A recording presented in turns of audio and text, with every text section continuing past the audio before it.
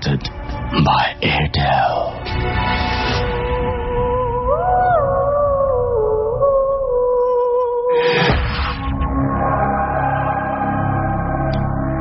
Paranormal অনেক কিছু নিয়ে আপনার সন্দেহ থাকলেও একেবারে সন্দেহের কোনো অবকাশ নেই যে শুনছেন সবসময় রেডিও ফুর্তি এবং শুরু হয়ে গেছে ভূত এফএম। আমি রাসেল আছি আপনাদের সাথে, আমার সঙ্গে রয়েছে মাসুম এবং অলরেডি আমাদের সঙ্গে রয়েছেন আমাদের আজকের অতিথিরা। আর ভূত এফএমে আমরা প্রতিবারের মতো এবারও অসংখ্য ঘটনা পেয়েছি আপনাদের কাছ থেকে। আপনাদেরকে ধন্যবাদ জানানোর ভাষা নেই, বিশেষ করে যারা আমাদের সাথে এই মুহূর্তে স্টুডিওতে এসছেন তাদেরকে তো ধন্যবাদ জানানোর কোনো ভাষাই খুঁজে পাচ্ছি না আমি। সুতরাং শুধুমাত্র বলতে পারি যে থ্যাঙ্কস, আমাদের সাথে থাকার জন্য থ্যাঙ্কস, আমাদেরকে ঘটনা পাঠানোর জন্য থ্যাঙ্কস, এভাবে এত কষ্ট নিয়ে আমাদের স্টুডিওতে আসার জন্য। আর যারা আপনারা এখনো ঘটনা পাঠাবেন মনে করছেন তাদেরকে আরো একবার বলে দিই, আমাদের ইমেল অ্যাড্রেসটি হচ্ছে bhutfm@radiofurti.fm। স্পেলিংটি বলে দিচ্ছি BHOOTFM@radiofurti.fm। প্রতিবারের মতো আমরা বাংলাদেশের সীমানা ছাড়িয়ে ইউরোপ, আমেরিকা, আফ্রিকা, ইন্ডিয়া সব জায়গা থেকে ইমেল পাই, মিডল ইস্ট থেকেও প্রচুর ইমেল পাই। আপনারা অনেকেই আমাদেরকে বিভিন্ন সাউন্ড ক্লিপ পাঠান যেখানে আপনারা নিজেরাই ঘটনা বর্ণনা করেন। তো এতটা কষ্ট করেন, বিশেষ করে যারা বাংলাদেশের বাইরে রয়েছেন তারা আমরা জানি যে অনেক ব্যস্ত সময় কাটান, তারপরেও আমাদের জন্য যতটুকু করেন সেজন্য আসলে আপনাদের ধন্যবাদ জানানোর কোনো ভাষা আমাদের নেই। তবুও বলবো ধন্যবাদ, কারণ ভাষা নেই বলেই যে ধন্যবাদ জানানো যাবে না এমন তো কোনো কথা নেই। বলছি আপনাদেরকে অনেক অনেক অনেক অনেক ধন্যবাদ। আমাদেরকে যদি ইমেল করতে চান তাহলে কি করতে হবে? মোবাইলের মেসেজ অপশনে গিয়ে আপনাকে টাইপ করতে হবে SHOUT শাউট স্পেস আপনার নাম স্পেস আপনার মেসেজ, আর পাঠিয়ে দিতে হবে 9840 নাম্বারে, আপনার এয়ারটেল নাম্বার থেকে বা অন্য যে কোনো নাম্বার থেকে। ভূত এফএম হন্টেড বাই এয়ারটেলে আপনাদের সবাইকে আরো একবার স্বাগত জানাচ্ছি। সেই সাথে জানিয়ে দিচ্ছি যে আজকে এই এপিসোডে যদি আনফর্চুনেটলি কেউ মিস করে ফেলেন তাহলে একেবারে চিন্তার কোনো কারণ নেই। এয়ারটেল এম রেডিওর মাধ্যমে আপনি আবারও এপিসোডটি শুনতে পারবেন। সেজন্য আপনাকে যেটা করতে হবে, আপনার এয়ারটেল নাম্বার থেকে ডায়াল করতে হবে 4040, সিলেক্ট করতে হবে চ্যানেল 22। দেখবেন যে একের পর এক বিভিন্ন এপিসোডের অপশনগুলো আপনাকে দেওয়া হচ্ছে। যে এপিসোডটি আপনি মিস করেছেন বা যেটি ভালো লেগেছে বলে আরো একবার শুনতে চান, সেটা আপনি চাইলে ইচ্ছে মতো শুনতে পারেন যে কোনো সময়। তবে আমি বলবো যে অবশ্যই দিনের বেলায় না শোনাটাই ভালো, কারণ দিনের বেলায় শুনলে সেই মজাটাই থাকে না আসলে। আর সেই সাথে জানিয়ে দিচ্ছি যে আপনারা চাইলে এই যে এখন যে টিউনটি প্লে করছে মাসুম, সেই টিউনটি আপনি কলার টিউন বা মাই টিউন হিসেবে সেট করে ফেলতে পারেন ফ্রম ইউর এয়ারটেল, এবং সেই জন্য আপনি এটা করতে হবে, ভূত এফএম টিউন কোডটা মনে রাখতে হবে। and the tune code is 92125 and you can activate it by sending SMS. just আপনার মোবাইলের মেসেজ অপশনে গিয়ে টাইপ করুন CT স্পেস দিয়ে 92125, এটা টাইপ করে তারপরে পাঠিয়ে দিন এসএমএসটি 3123 নাম্বারে। দেখবেন যে আপনার হয়ে গেছে এটি। আমরা সবসময় আপনাদেরকে বলি, রিকোয়েস্ট করি এবং অনেক সময় অনেক জোরাজুরি করি যে যারা ঢাকায় বিশেষ করে আছেন এবং যাদের পক্ষে সম্ভব তারা প্লিজ আমাদের স্টুডিওতে এসে আপনার ঘটনাটা বলবেন, সেটা অনেক বেশি ভালো হয়। আর যারা একেবারেই সম্ভব না তারা অবশ্যই ঘটনা পাঠাবেন এবং লিখে দিবেন যে ঘটনাটা আমরা পড়ে শোনাতে পারি। এরকম কোনো ঘটনা যদি থাকে আপনার, তাহলে অবশ্যই আমরা সেটা পড়ে শোনাবো। আর আমি দেখেছি যে আসলে ঘটনা পড়ে শোনালে যেটা হয়, ম্যাক্সিমাম যারা আমাদের ঘটনা পাঠান তারা সবাই বলেন যে পড়ে শোনান না, সব ক্ষেত্রে সেটা হয়তো ভালো হয় না। সুতরাং আপনারা যদি এসে শেয়ার করেন সেটা অনেক বেশি ভালো হয়। আমি একটা ইমেল পড়ছি, সেই ইমেলটি আমাদের পাঠিয়েছেন আমাদেরই একজন শুভাকাঙ্ক্ষী এবং লিসনার। তিনি পাঠিয়েছেন, তার নাম সঞ্জয়, তিনি ইন্ডিয়ার বর্ধমান জেলায় থাকেন। তার ফোন নাম্বারটিও তিনি দিয়েছেন এখানে এবং তিনি লিখছেন যে আমি সঞ্জয়, আমি ইন্ডিয়ার বর্ধমান জেলায় থাকি। আমার ফোন নাম্বার সেটা আমি জানি, আর কারো জানার দরকার নেই। তিনি লিখেছেন যে আমার এইটা নিয়ে 4টা মেল কিন্তু একটাও পড়নি, আমার ঘটনা পড়লে খুব খুশি হব। এই ঘটনাটা আমার বন্ধুর কাছ থেকে শোনা, আমি ঘটনাটি নিজের ভাষায় বলছি। আমি রিক্সা চালাতাম রাতে, আর সেদিনও একইভাবে রাত 10টার সময় একটা লোককে নিয়ে যাচ্ছি তার বাসায়। লোকটার বাসায় যেতে গেলে একটা পুরনো হসপিটাল পেরিয়ে যেতে হয়। হসপিটালটা পুরনো বলে লাইট ছিল না রাস্তায়, এবং যাবার সময় সেই জায়গার কাছে যত যাচ্ছি তখন দূর থেকে দেখি একটা আবছা ছায়ামূর্তি সরে গেল। আমি ততটা গুরুত্ব না দিয়ে চলে গেলাম। লোকটাকে তার বাসায় নামিয়ে দিয়ে ফিরছি, হঠাৎ কিছু দূরে দেখলাম একটা সুন্দরী মেয়ে দাঁড়িয়ে আছে। আমি কিছু না বলে পেরিয়ে যাচ্ছি। হঠাৎ পেছন থেকে সেই মেয়েটা বলল, পুরনো হসপিটালে যাব, কত নেবেন? আমি বললাম 15 টাকা। বললাম, মেয়েটা কিছু বলল না, না বলে চেপে পড়লো আমার রিক্সায়। এবং আমি ভাবলাম যে মেয়েটা এত রাত্রে এই জায়গায় কি করছে, ভাবতে ভাবতে যাচ্ছি। হঠাৎ রিক্সার চেনটা পড়ে গেল। আমি একটু ভয় পেয়ে গেলাম। ভাবলাম এত রাতে ওই জায়গায় থাকা আর সেই পুরনো হসপিটালের কাছে চেন পড়া, এটা কোনো স্বাভাবিক ঘটনা নাও হতে পারে। পেছনে ফিরে দেখি মেয়েটা নেই। চারিদিকে খুঁজে দেখি কোথাও নেই। আমি খুব ভয় পেলাম। সময়টা শীতকাল হলেও আমি গরমকালের মতো ঘেমে গেলাম। আমি রিক্সায় চাপতেই মনে হলো রিক্সাটা যেন কেউ পেছন দিক থেকে টেনে ধরে আছে। আমি খুব কষ্ট করে রিক্সাটা চালাচ্ছি। হঠাৎ পেছন থেকে আমার কাঁধে একটা হাত রাখলো। আমি সেই সময় খুব ভয় পেয়ে গেলাম। আমি ভাবলাম আমি যতই ভয় পাই না কেন পেছনে তাকাবো না। হঠাৎ একটু দূরে দেখলাম একটা লোক সাদা জামা পরে আমার কাছে এগিয়ে আসছে। আমি ভালো করে দেখলাম, আর যা দেখলাম সেটা দেখে আমি ঠিক থাকতে পারিনি। আমি জ্ঞান হারালাম। আমি দেখলাম সেই লোকটা আর কেউ নয়, লোকটা হলো আমি। আমি চোখ খুলতে দেখি আমি পুরনো হসপিটালটার ভেতরে মাটিতে শুয়ে আছি। আমার মাথায় খুব ব্যথা আর গায়ে খুব জ্বর। আমি যা হোক করে বাইরে এলাম। বাইরে আসতেই আমি দেখি আমার বন্ধুরা, এবং বন্ধুদের সবকিছু বললাম। এরপর থেকে আমি রাতে আর রিক্সা চালাই না। যদি ঘটনাটা ভালো লাগে তাহলে পড়ে শোনাবেন। Thank you. অনেক দূর থেকে আমাদের ইমেল করেছেন, বর্ধমান থেকে। বর্ধমানে যারা আমাদের সঙ্গে আছেন এবং যারা আমাদের শো কোনো না কোনো ভাবে শোনেন, তাদের সবার জন্য শুভকামনা রইল। তবে অবশ্যই আশা করবো যে এরকম ঘটনা আরো ঘটুক, যাতে আপনারা আমাদেরকে ইমেল করতে পারেন। সবার জন্য শুভেচ্ছা রইল রেডিও ফুর্তির, সেই সাথে ভূত এফএম-এর। যাই হোক, এতক্ষণ ধরে ঘটনা পড়লাম, এবার কিছু SMS পড়া যাক। আমাকে এম সারা বরিশাল কাজিরহাট থেকে SMS করেছেন এবং বলছেন, কেমন আছো রাসেল ভাই? আমি সবসময় ভালো থাকি, সবসময় ভালোর দলে। তিনি বলছেন যে একটু একটু ভয় করে, একা একা শুনে একটু একটু ভয় করে। মুত্তাকিন আমাদের SMS করেছেন, তিনি ভূত এফএম শুনছেন। লিনা সাভার থেকে SMS করেছেন এবং তিনি বলছেন যে ভূত এফএম শুনে আমি একটুও ভয় পাই না, এন্ড শুনতে খুব ভালো লাগে। ওকে, আপনি অনেক সাহসী। তানভীর আমাদের মগবাজার থেকে লিখেছেন, তার SMS পড়া হয় না, এটা তার প্রথম SMS। তিনি প্রথম SMS এ অভিযোগটি করেছেন। শুভ আমাকে SMS করেছেন। এছাড়াও SMS করেছেন জয়, নিশু এবং ফারদিন আমাদের SMS করেছেন সিলেট থেকে।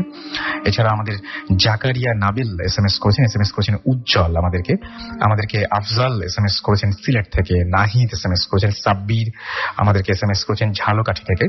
এছাড়াও আমাদেরকে SMS করেছেন পাপ্পু, SMS করেছেন রিয়াদ, SMS করেছেন রেনি, SMS করেছেন আদনান খুলনা থেকে। এছাড়াও লিওন আমাদের SMS করেছেন আমাদেরকে জুমাইল, SMS করেছেন মিঠু গাজীপুর থেকে। এবং আমাদেরকে SMS করেছেন মোহাম্মদ খান, আমাদেরকে SMS করেছেন দীপ্ত, আমাদেরকে SMS করেছেন নিলয় লুসিফার। আপনাদের যে ঘটনাটা ভালো লাগবে সেই ঘটনাটা অবশ্যই আমাদের জানাবেন যে এই ঘটনাটা বেশি ভালো লেগেছে বা এই ঘটনাটি কম ভালো লেগেছে। তাহলে যেটা হবে সেটা হচ্ছে আপনাদের পছন্দের ঘটনাগুলো আমরা সিলেক্ট করতে পারবো এবং সেখানে আপনাদের একটা মতামত থাকবে, তাই না? যেটা আপনাদের বেশি ভালো লাগে, তাহলে সেই ধরনের ঘটনাগুলো আমরা বেশি বেশি আপনাদের সামনে নিয়ে আসবো। সো কোন ঘটনাটা ভালো লাগে সেটা অবশ্যই আমাদের জানাবেন। আর আমরা এখন যেটা করতে পারি সেটা হচ্ছে যে আমাদের যে গেস্টরা আছেন তাদের কাছ থেকে আমরা ঘটনা শুনতে পারি।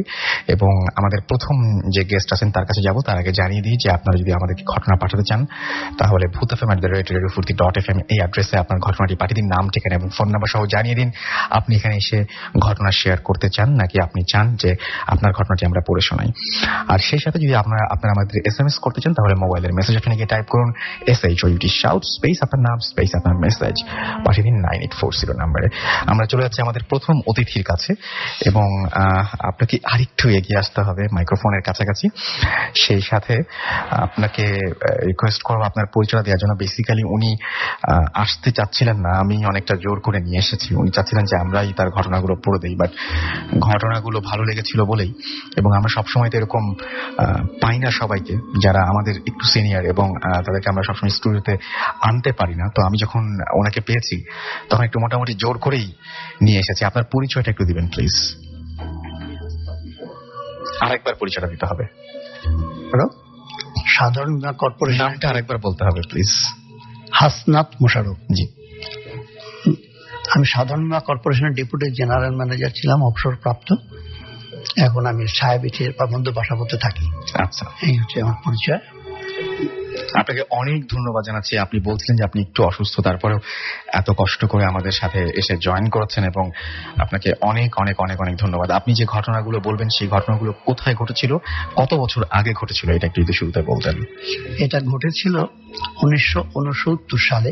আচ্ছা, পাবনা আমার দোয়ারপাড়া বাড়িতে। আচ্ছা, শহরতলি, আমার বাড়িটা ছিল পাবনা শহরতলির। আচ্ছা, ওকে, তাহলে আমরা ঘটনায় চলে যাই। হ্যাঁ, ঘটনা হচ্ছে বললাম তো যে 1969 সালের ঘটনা। তখন আমি ইন্টারমিডিয়েটে পড়ি পাবনা এডওয়ার্ড কলেজে। আমাদের বাড়িটা পাবনা শহর থেকে শহরতলিতে এই মাইল 1.5 দূরে হবে। তখন আমাদের বাড়িতে বিদ্যুৎ আসেনি, হারিকেন এবং কপি বাতি ব্যবহার করা হয়।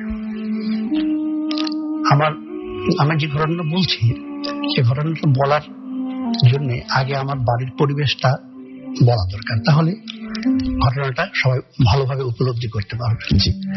পরিবেশটা হচ্ছে প্রাচীর ঘেরা বড় বাড়ি। বাবারা 3 ভাই এক বাড়িতেই থাকেন। বাড়ির ভেতরে অনেকগুলো নারকেল গাছ, সুপারি গাছ, আম গাছ আছে। বাড়ির বাইরে আছে গাছ। বাড়ির ঠিক পেছনে 15 দূরে আছে হচ্ছে পুকুর, 3 ঘাট বাঁধানো পুকুর। পুকুরের পাড়ে আম গাছ, কাঁঠাল গাছ, নারকেল গাছের বাগান। তারপরেই হচ্ছে বাঁশঝাড়।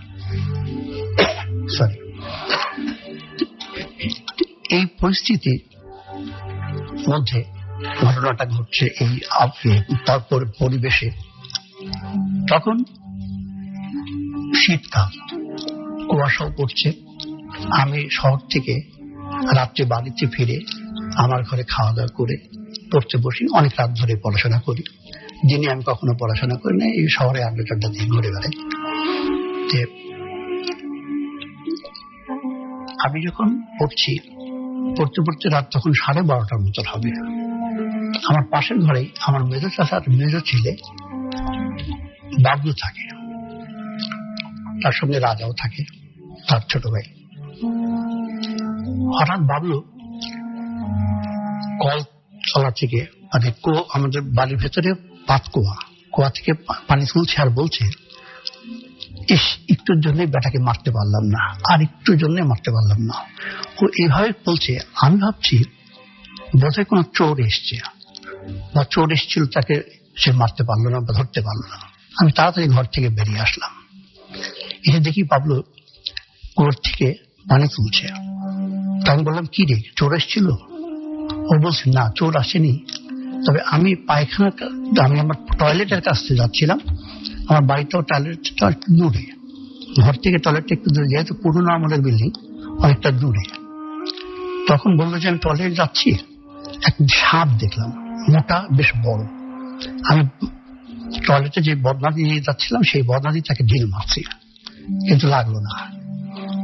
এমন সময় আমাদের যে কুয়ো থেকে যে রান্নাঘর, সে রান্নাঘরের পাশে আর একটা ঘর, এর ডিস্টেন্সটা প্রায় 100 হাতের মতো দূর হবে। সেখানে বড় চাচার 40 কাজের মেয়েরা ছিল।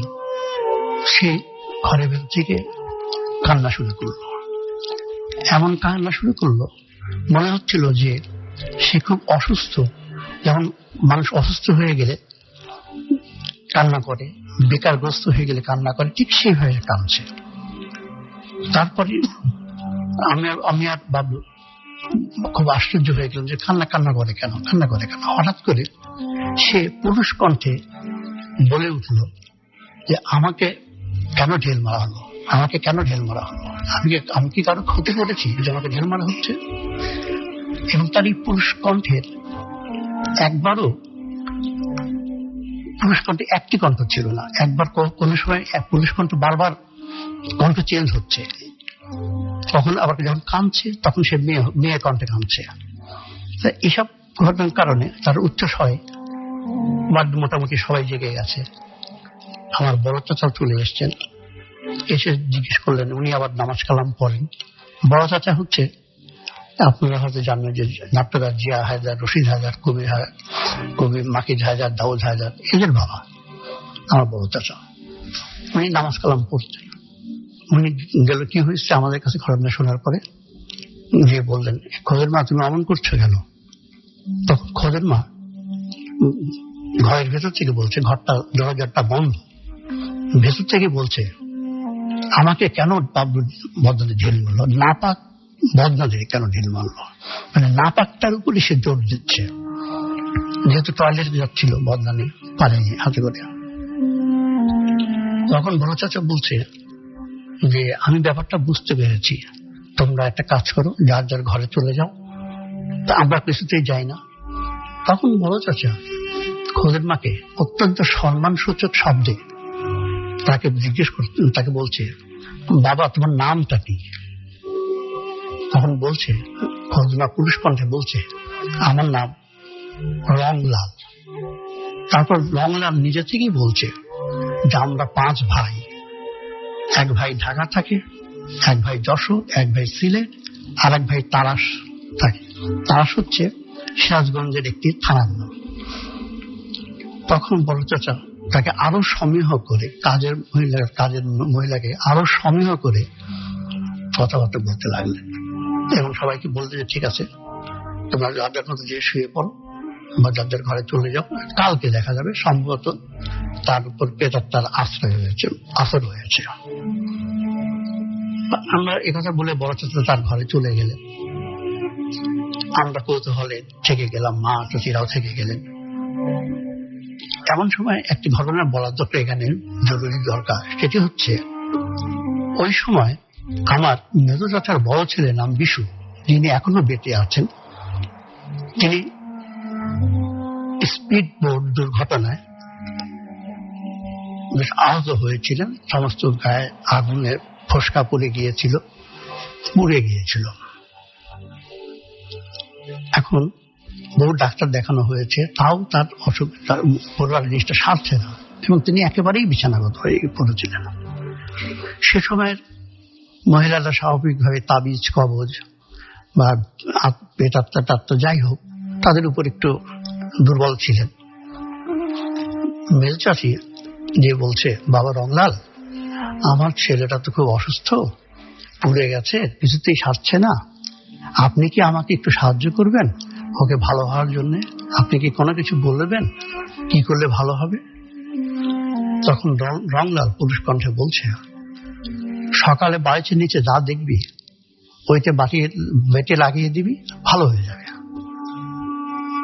তারপরে আমরা এই অবস্থায় আছি। বড় চাচা তার ঘর থেকে দেখছেন যে আমরা তখনও দাঁড়িয়ে আছি। তখন তিনি আমাদেরকে ধমক দিলেন, যাও যার যার ঘরে যা শুয়ে পড়ো। ঠিক এইভাবে আমরা ধমক দিলেন। আমরা যা হোক আর বেশিক্ষণ না করে শুয়ে পড়লাম। ফজরের নামাজ পড়ার সময় বড় চাচা উঠছেন, উঠে পড়বেন। তার ঘরের ঠিক পেছনেই আমাদের 3 ঘাটের একটি পুকুরের 3 ঘাটের একটি ঘাট।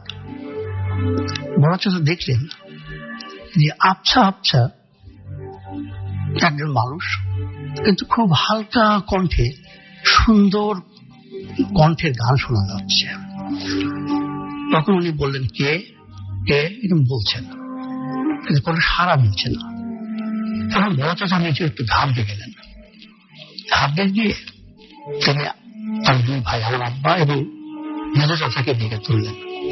ডেকে তুলে 3 ভাই তখন সব বেশ উচ্চ কণ্ঠে কে কে কে জিজ্ঞেস করছে, উত্তরও দিচ্ছে না, গান শোনা গিয়ে যাচ্ছে। বড় চাচা এবং আমাদের আব্বাদের কণ্ঠস্বরে বা তাদের ডাকাডাকিতে আমরা নিজেরাও জেগে গেলাম। যে আমরা পুকুর ঘাটে গেলাম, যেটা দেখলাম সেটা কল্পনার তো দূরে থাক, এখানে কোনো কিছুর হিসাব মেলামাকে গেল না। দেখি পুকুরের পানিতে শীতকাল ঠান্ডা পানি, সেই পানির ভেতরে খোদের মা হেঁটে বেড়াচ্ছে, তার কোমর পর্যন্ত পানি। সে সারা পুকুর হেঁটে বেড়াচ্ছে আর গান গাচ্ছে, কখনো পুরুষ কণ্ঠে, কখনো মহিলা কণ্ঠে, কখনো মহিলা পুরুষ একাই দ্বৈত কণ্ঠে। এবং সেই গানের ভাষা না বাংলা, না ইংরেজি, না হিন্দি, না আরবি, কিছুই বোঝা গেল না। আমার বড় চাচা আরবি ফার্সি ভালো জানতেন, উনিও বুঝতে পারলেন না কোন ভাষায় কথা হচ্ছে, উনি গানটা গাচ্ছেন না। এমন সময় মেজ চাচি খুব হাঁপাতে হাঁপাতে দৌড়ে ঘাটের পর চলে আসছেন। এসে তার হাতে তখন দেখা যাচ্ছে যে মরার মতো সাদা জাতীয় একটা লম্বা শেকড়।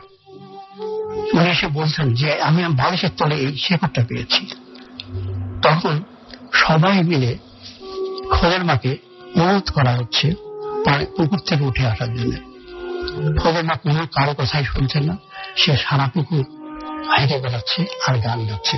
আমরা জানি আমরা গোসল করার সময় নিজেরাও ডুব দিয়ে পুকুরের তল পাই না, এত গভীর, এত পানি পুকুরটা। এদিকে আস্তে আস্তে সকাল হয়ে গেছে, পায়ের লোকজন বেশি জমে গেছে। মানে কিছুক্ষণ পর খোদের মা দৌড় দিয়ে ঘাট থেকে উঠে এক দৌড়ে গিয়ে তার ঘরে চলে গেল। ঘরে চলে গিয়ে শেষ হয়ে গেল।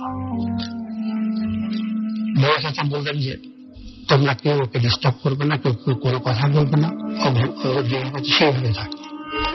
এটা বেশ উনি কড়া নির্দেশই দিলেন। আমরা সবাই থাকলাম। প্রায় 1 থেকে 1.5 ঘন্টা পরে খোদের মা জ্ঞান করল। জ্ঞান করার পরে আমার মা, আমার চাচি মানুষ জিজ্ঞেস করলো খোদের মা কি হয়েছে, তোমার ওরকম করছিল কেন? খোদের মা ফ্যাল ফ্যাল করে তাকিয়ে থাকে, কিন্তু কিছুই বলতে পারে না, কিছুই তার মনে নেই। তার দেখে বোঝা গেল তার কিছুই মনে নেই। এবং সে শুয়েছিল, উঠতেই পারছিল না, তাই এত দুর্বল মনে হচ্ছিল।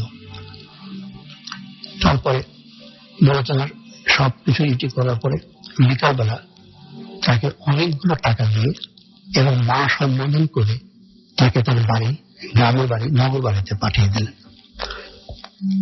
এদিকে আমার মেজো চাচিমার যে বালিশের তলার থেকে যে শেকড়টা পেয়েছিলেন, সেই শেকড়টা তার বেটে বিশ্বভাইয়ের গায়ে লাগিয়ে দেওয়া হলো। 5 থেকে 7 দিনের ভিতরে বিশ্বভাইয়ের সমস্ত পোড়া দাগ পোড়া সেরে গিয়ে দাগহীন ভালো হয়ে গেলেন। আমি কিছুটা আগে বাইরে গিয়েছিলাম, যে ভাইকে জিজ্ঞেস করলাম যে আর কোন দাগ থাক, বলে না রে, কোনো দাগই নেই। এখন আমার কাছে একটাই জিনিস আমি বুঝতে পারি না, যে আমাদের জানার বাইরে আরো কিছু আছে কি? আমি এই প্রশ্নটাই আমার কাছে এখনো থেকেই যাচ্ছে। আমি এই প্রশ্নটা কোনোভাবেই সমাধান খুঁজে পাচ্ছি না। আপনাকে অনেক ধন্যবাদ। হ্যাঁ, সেই প্রশ্নই আমাদের সবার আসলে, যে আসলে আমরা যতটুকু জানি তার বাইরে অনেক জানার মতো অনেক কিছু আছে, আর সেটা নিয়ে এত আলোচনা এবং সেটা নিয়ে এত কথা এবং সেটা নিয়ে আমরা অনেক লম্বা সময় ধরে হয়তো চিন্তাটা করি না, কিন্তু আসলে হয়তো আমাদের জানার বাইরে অনেক কিছু আছে যেটা আমাদের আশেপাশে আছে, আমরা দেখছি কিন্তু ভাবছি না। যাই হোক, আমরা একটা চমৎকার ঘটনা শুনলাম। এরপরে আমরা আমাদের নেক্সট গেস্টের কাছে যাবো, তবে তারা কিছু SMS পড়ে ফেলতে চাই। আমাদেরকে অভি রামপুরা থেকে SMS করেছেন, লাইট অফ করে তিনি ভূত এফএম শুনছেন, খুব ভালো লাগছে। আরিফ আমাদেরকে SMS করেছেন এবং তিনি বলেছেন যে আশা করছেন আজকে শো জমে উঠবে। রাফি মোহাম্মদপুর থেকে SMS করেছেন এবং তিনি বলেছেন যে তার অনেক ঘটনা রয়েছে, তিনি ফোন করতে বলেছেন না। আমরা এইভাবে আসলে ঘটনা কালেক্ট করি না, আপনাকে যেটা করতে হবে সেটা হচ্ছে ঘটনাটা অবশ্যই আমাদেরকে ইমেল করে দিতে হবে। আমরা পড়ে দেখবো, যদি ভালো হয় তাহলে ডেফিনেটলি আমরা আপনাকে কল করবো। এটা নিয়ে কোনো সন্দেহের কোনো কারণই নেই। নাহলে যারা কষ্ট করে পাঠাচ্ছেন তারা কি দোষ করলেন, তাই? মাহিম আমাদের SMS করছেন, অন্ধকার ঘরে তিনি লেপ মুড়ি দিয়ে ভূত এফএম শুনছেন, অনেক ভালো লাগছে। শীতের সময় কিন্তু ভূত এফএম শুনতে মজা অনেক বেড়ে যায়, শীত এবং বৃষ্টি দুটো হলেই। জিয়া আমাদের SMS করেছেন এবং রাজশাহী থেকে তিনি SMS করেছেন এবং তিনি তার SMSটি পড়তে অনুরোধ করেছেন, আমি পড়ে ফেললাম। জুলফিকার আমাদের SMS করেছেন, জুলফিকার বকুল গাজীপুর থেকে, এবং তিনি আমাদের নিয়মিত লিসনার, তাই জানিয়েছেন। আর তিনি আমাদের ভূত এফএমের প্রশংসা করেছেন, আপনাকে অনেক ধন্যবাদ। সূর্য আমাদের SMS করেছেন গুরুদাসপুর থেকে, তিনি বলছেন আজকে তিনি এবং তার নবাগত ওয়াইফ দুজন মিলে ভূত এফএম শুনছেন, আপনাদের নতুন জীবন শুরু করেছেন, সেই জন্য আমাদের শুভেচ্ছা থাকলো এবং আশা করছি সামনের দিনগুলো আরো অনেক বেশি আনন্দময় হয়ে উঠবে।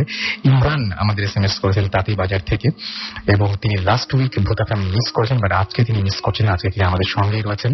ওয়ালিদ বয়রা থেকে আমাদের SMS করেছেন, শুভেচ্ছা জানিয়েছেন। এছাড়াও মাসুদ পারভেজ আমাদের চট্টগ্রাম থেকে SMS করেছেন এবং তিনি বলছেন যে জো ডর গায়া ও মার গায়া। ওকে, তিনি ভূত এফএম-এর অনেক প্রশংসা করেছেন। থ্যাংক ইউ আমাদের সঙ্গে থাকার জন্য। এছাড়াও দেখতে পাচ্ছি যে ফয়সাল মাহবুব আমাদের SMS করেছেন, নাদিম আমাদের SMS করেছেন ঢাকা স্টেট কলেজ থেকে, এছাড়াও রায়হান আমাদের SMS করেছেন রাফি হাতিরপুল থেকে, এবং তিনি, আলভি, জয়, সংলাপ সবাই একসাথে শুনছেন। তারেক আমাদের ফুলতলা থেকে SMS করেছেন, লাবিবা আমাদের SMS করেছেন, তিনি লিখেছেন ভূত এফএম রক্স। থ্যাংক ইউ আমাদের সঙ্গে থাকার জন্য। মিঠু গাজীপুর থেকে SMS করেছেন, পটলা আমাদের ময়মনসিং থেকে SMS করেছেন। আপনারা যদি SMS পাঠাতে চান তাহলে মোবাইলের মেসেজ অপশনে গিয়ে টাইপ করুন SHOUT শাউট স্পেস আপনার নাম স্পেস আপনার মেসেজ 53940 নাম্বারে। আমরা পরবর্তী ঘটনায় যাবো, তবে তার একটা ছোট্ট আমাদের ব্রেক নিতে হবে, এবং অবশ্যই খুব ছোট একটা ব্রেক সে বিষয়ে কথা দিচ্ছি। সুতরাং আমাদের ছেড়ে কোথাও যাবেন না। স্টে টিউনড রেডিও ফুর্তি অ্যান্ড ডোন্ট স্টপ দ্য ফুর্তি। Radio Furti.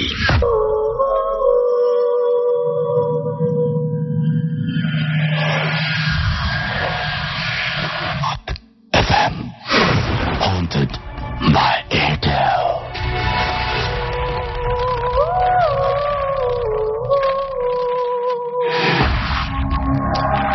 জি হ্যাঁ, শুনছেন সবসময় রেডিও ফুর্তি, আর চলছে ভূত এফএম হন্টেড বাই এয়ারটেল। আমি রাফেল আছির সাথে, আমার সঙ্গে রয়েছে মাসুম এবং আজকের অতিথিরা।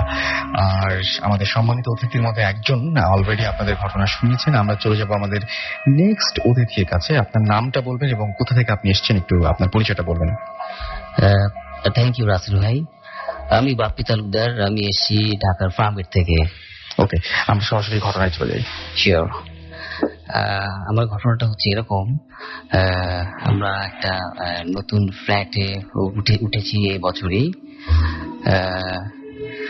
তো ফ্ল্যাটে ওঠার আগে আমি এই ফ্ল্যাটটা সম্পর্কে অনেক কিছু শুনেছিলাম আর কি, যে আশেপাশে যারা থাকে ওরা নাকি এই ছাদের উপরে একটা ফিগার, একটা হোয়াইট ফিগার মুভ করতে দেখেছে।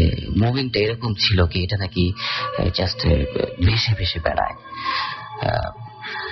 যাই হোক, বেশ মজা পেয়েছিলাম এগুলো শুনে। আমি কখনই এরকম যেসব প্যারানর্মাল টাইপের বিষয় আছে এগুলো আমি কখনই বিশ্বাস করতাম না। কিন্তু এই বছর জুলাইয়ের 4 তারিখে যে ঘটনাটা আমার সাথে ঘটে গেছে, ওটা দেখার পর থেকে আমার কনসেপ্টটাই সম্পূর্ণ চেঞ্জ হয়ে গেছে।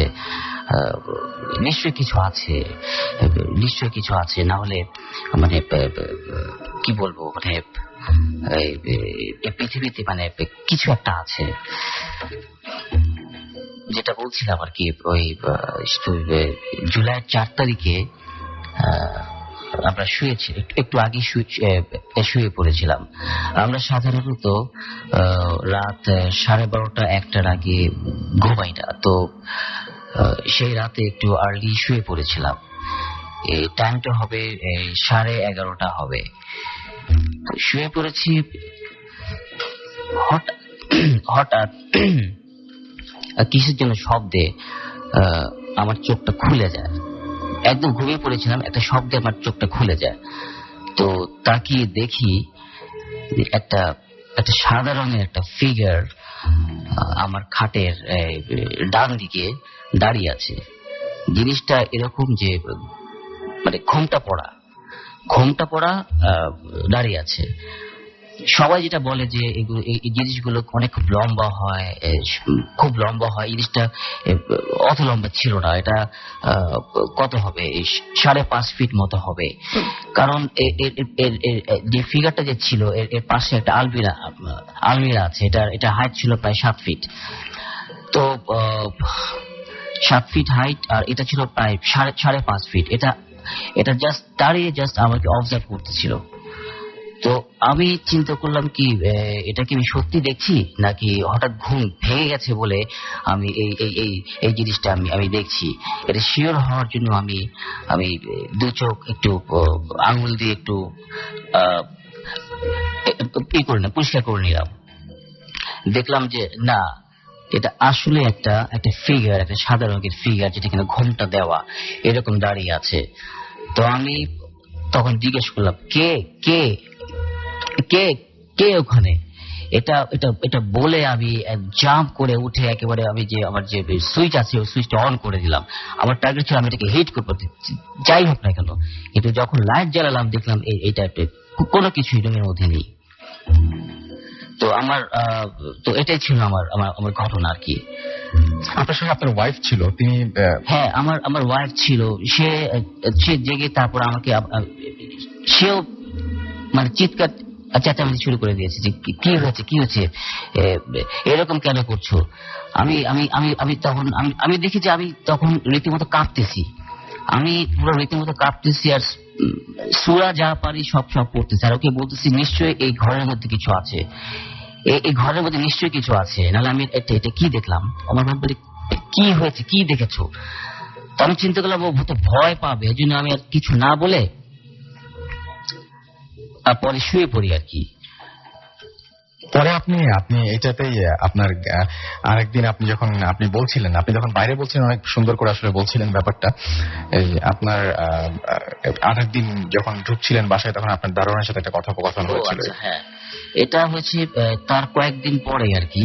মানে এই ঘটনাটা ঘটার পর থেকে আমি মানে ওই রাত্রিবেলা আর ওই লাইট অফ করে ঘুমাতাম না। আমি ওই ডাইনিং স্পেসে লাইট অন করতাম। ইভেন আমি ওই ডিমটা জ্বালিয়েও আবার শুতে তখন একটু ভয় লাগতো, যার জন্য আমি ডাইনিং স্পেসে লাইট জ্বালিয়ে তারপর ঘুমাতাম।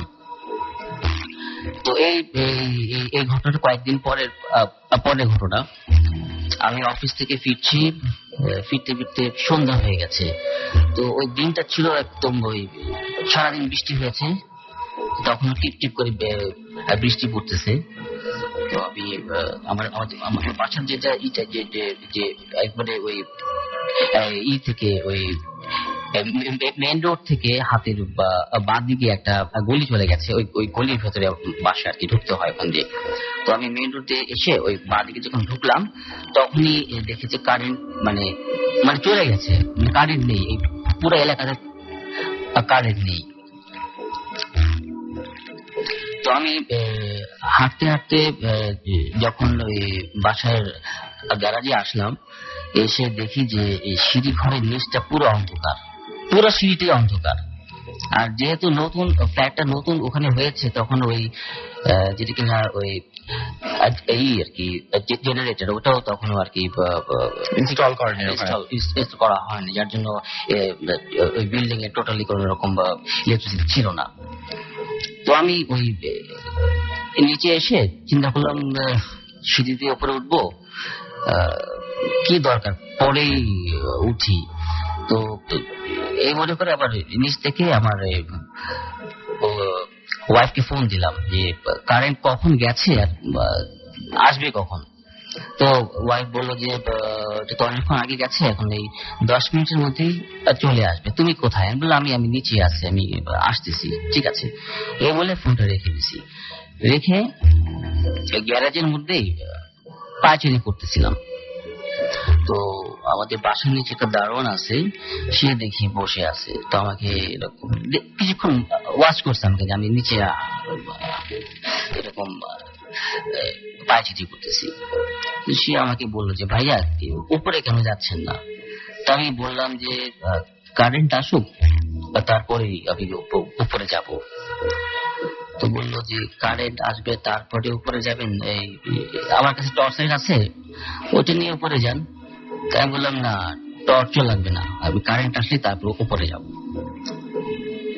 তখন কারণ আমাকে বললো যে কেন ভাইয়া কিছু দেখছেন। আমি চুপ করে আসি, বলে কিছু হয়েছে, কিছু দেখছেন নাকি।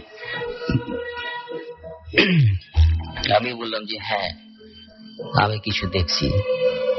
তখন উনি বললো যে হ্যাঁ ঘটনা সত্যি। আমি এইখানে 40 বছর ধরে আছি, আর 40 বছর ধরে আমি একটা জিনিস দেখি, বোধহয় আপনি ওই রকম কিছু দেখছেন, সাদা কিছু দেখছেন না। আমি বললাম হ্যাঁ। তুমি কিভাবে জানো। বলে যে এই জিনিস আমার যে ক্ষতি করছে, শুনেন তাহলে। সে বলতে লাগলো যে সে এই জায়গা তখন আগে কিছুই ছিল না, পুরো নাকি পুরোটা ছিল খালি, ছিল মাঠ ছিল আর গাছপালা এগুলো ছিল। তো ওর একটা ছোট্ট ঘর ছিল ওখানটার মধ্যে, বেড়ার ঘর। আর সে নাকি অনেক ওই গরু এগুলি পালতো। তো একদিন তো এর মধ্যে ওর একটা ছোট বাচ্চা হয়, কয়েক মাস বাচ্চাটার বয়স। তো একদিন সে এরকম সে কাজে বাইরে গেছে, আর তার ওয়াইফ নাকি ওই বাচ্চাটাকে ঘরের ভেতরে রেখে দরজাটা বন্ধ করে বাইরে এসছে কলের পানি নেওয়ার জন্য। তো সে যখন কলের পানি নিয়ে যখন সে তার ঘরের দিকে গেল, ওই বেড়ার ঘরের দিকে গেল, বেড়ার ঘরটা সে হাত দিয়ে খুলতে গেছে, তো খোলার আগে অটোমেটিক ওই দরজাটা খুলে যায় এবং ঘরের ভেতর থেকে নাকি বাতাস মনে হচ্ছে একটা ঝড়, ঘরের ভেতর থেকে ঝড় একটা বের হয়ে গেল। তো ওই ওয়াইফ ভেতরে ঢুকলো, ঢুকে ওই পানির কলস রাখলো, বুঝলো কি ব্যাপার, ঝড় করতেই আসলো ঘরের ভেতর থেকে ঝড় কি ব্যাপার।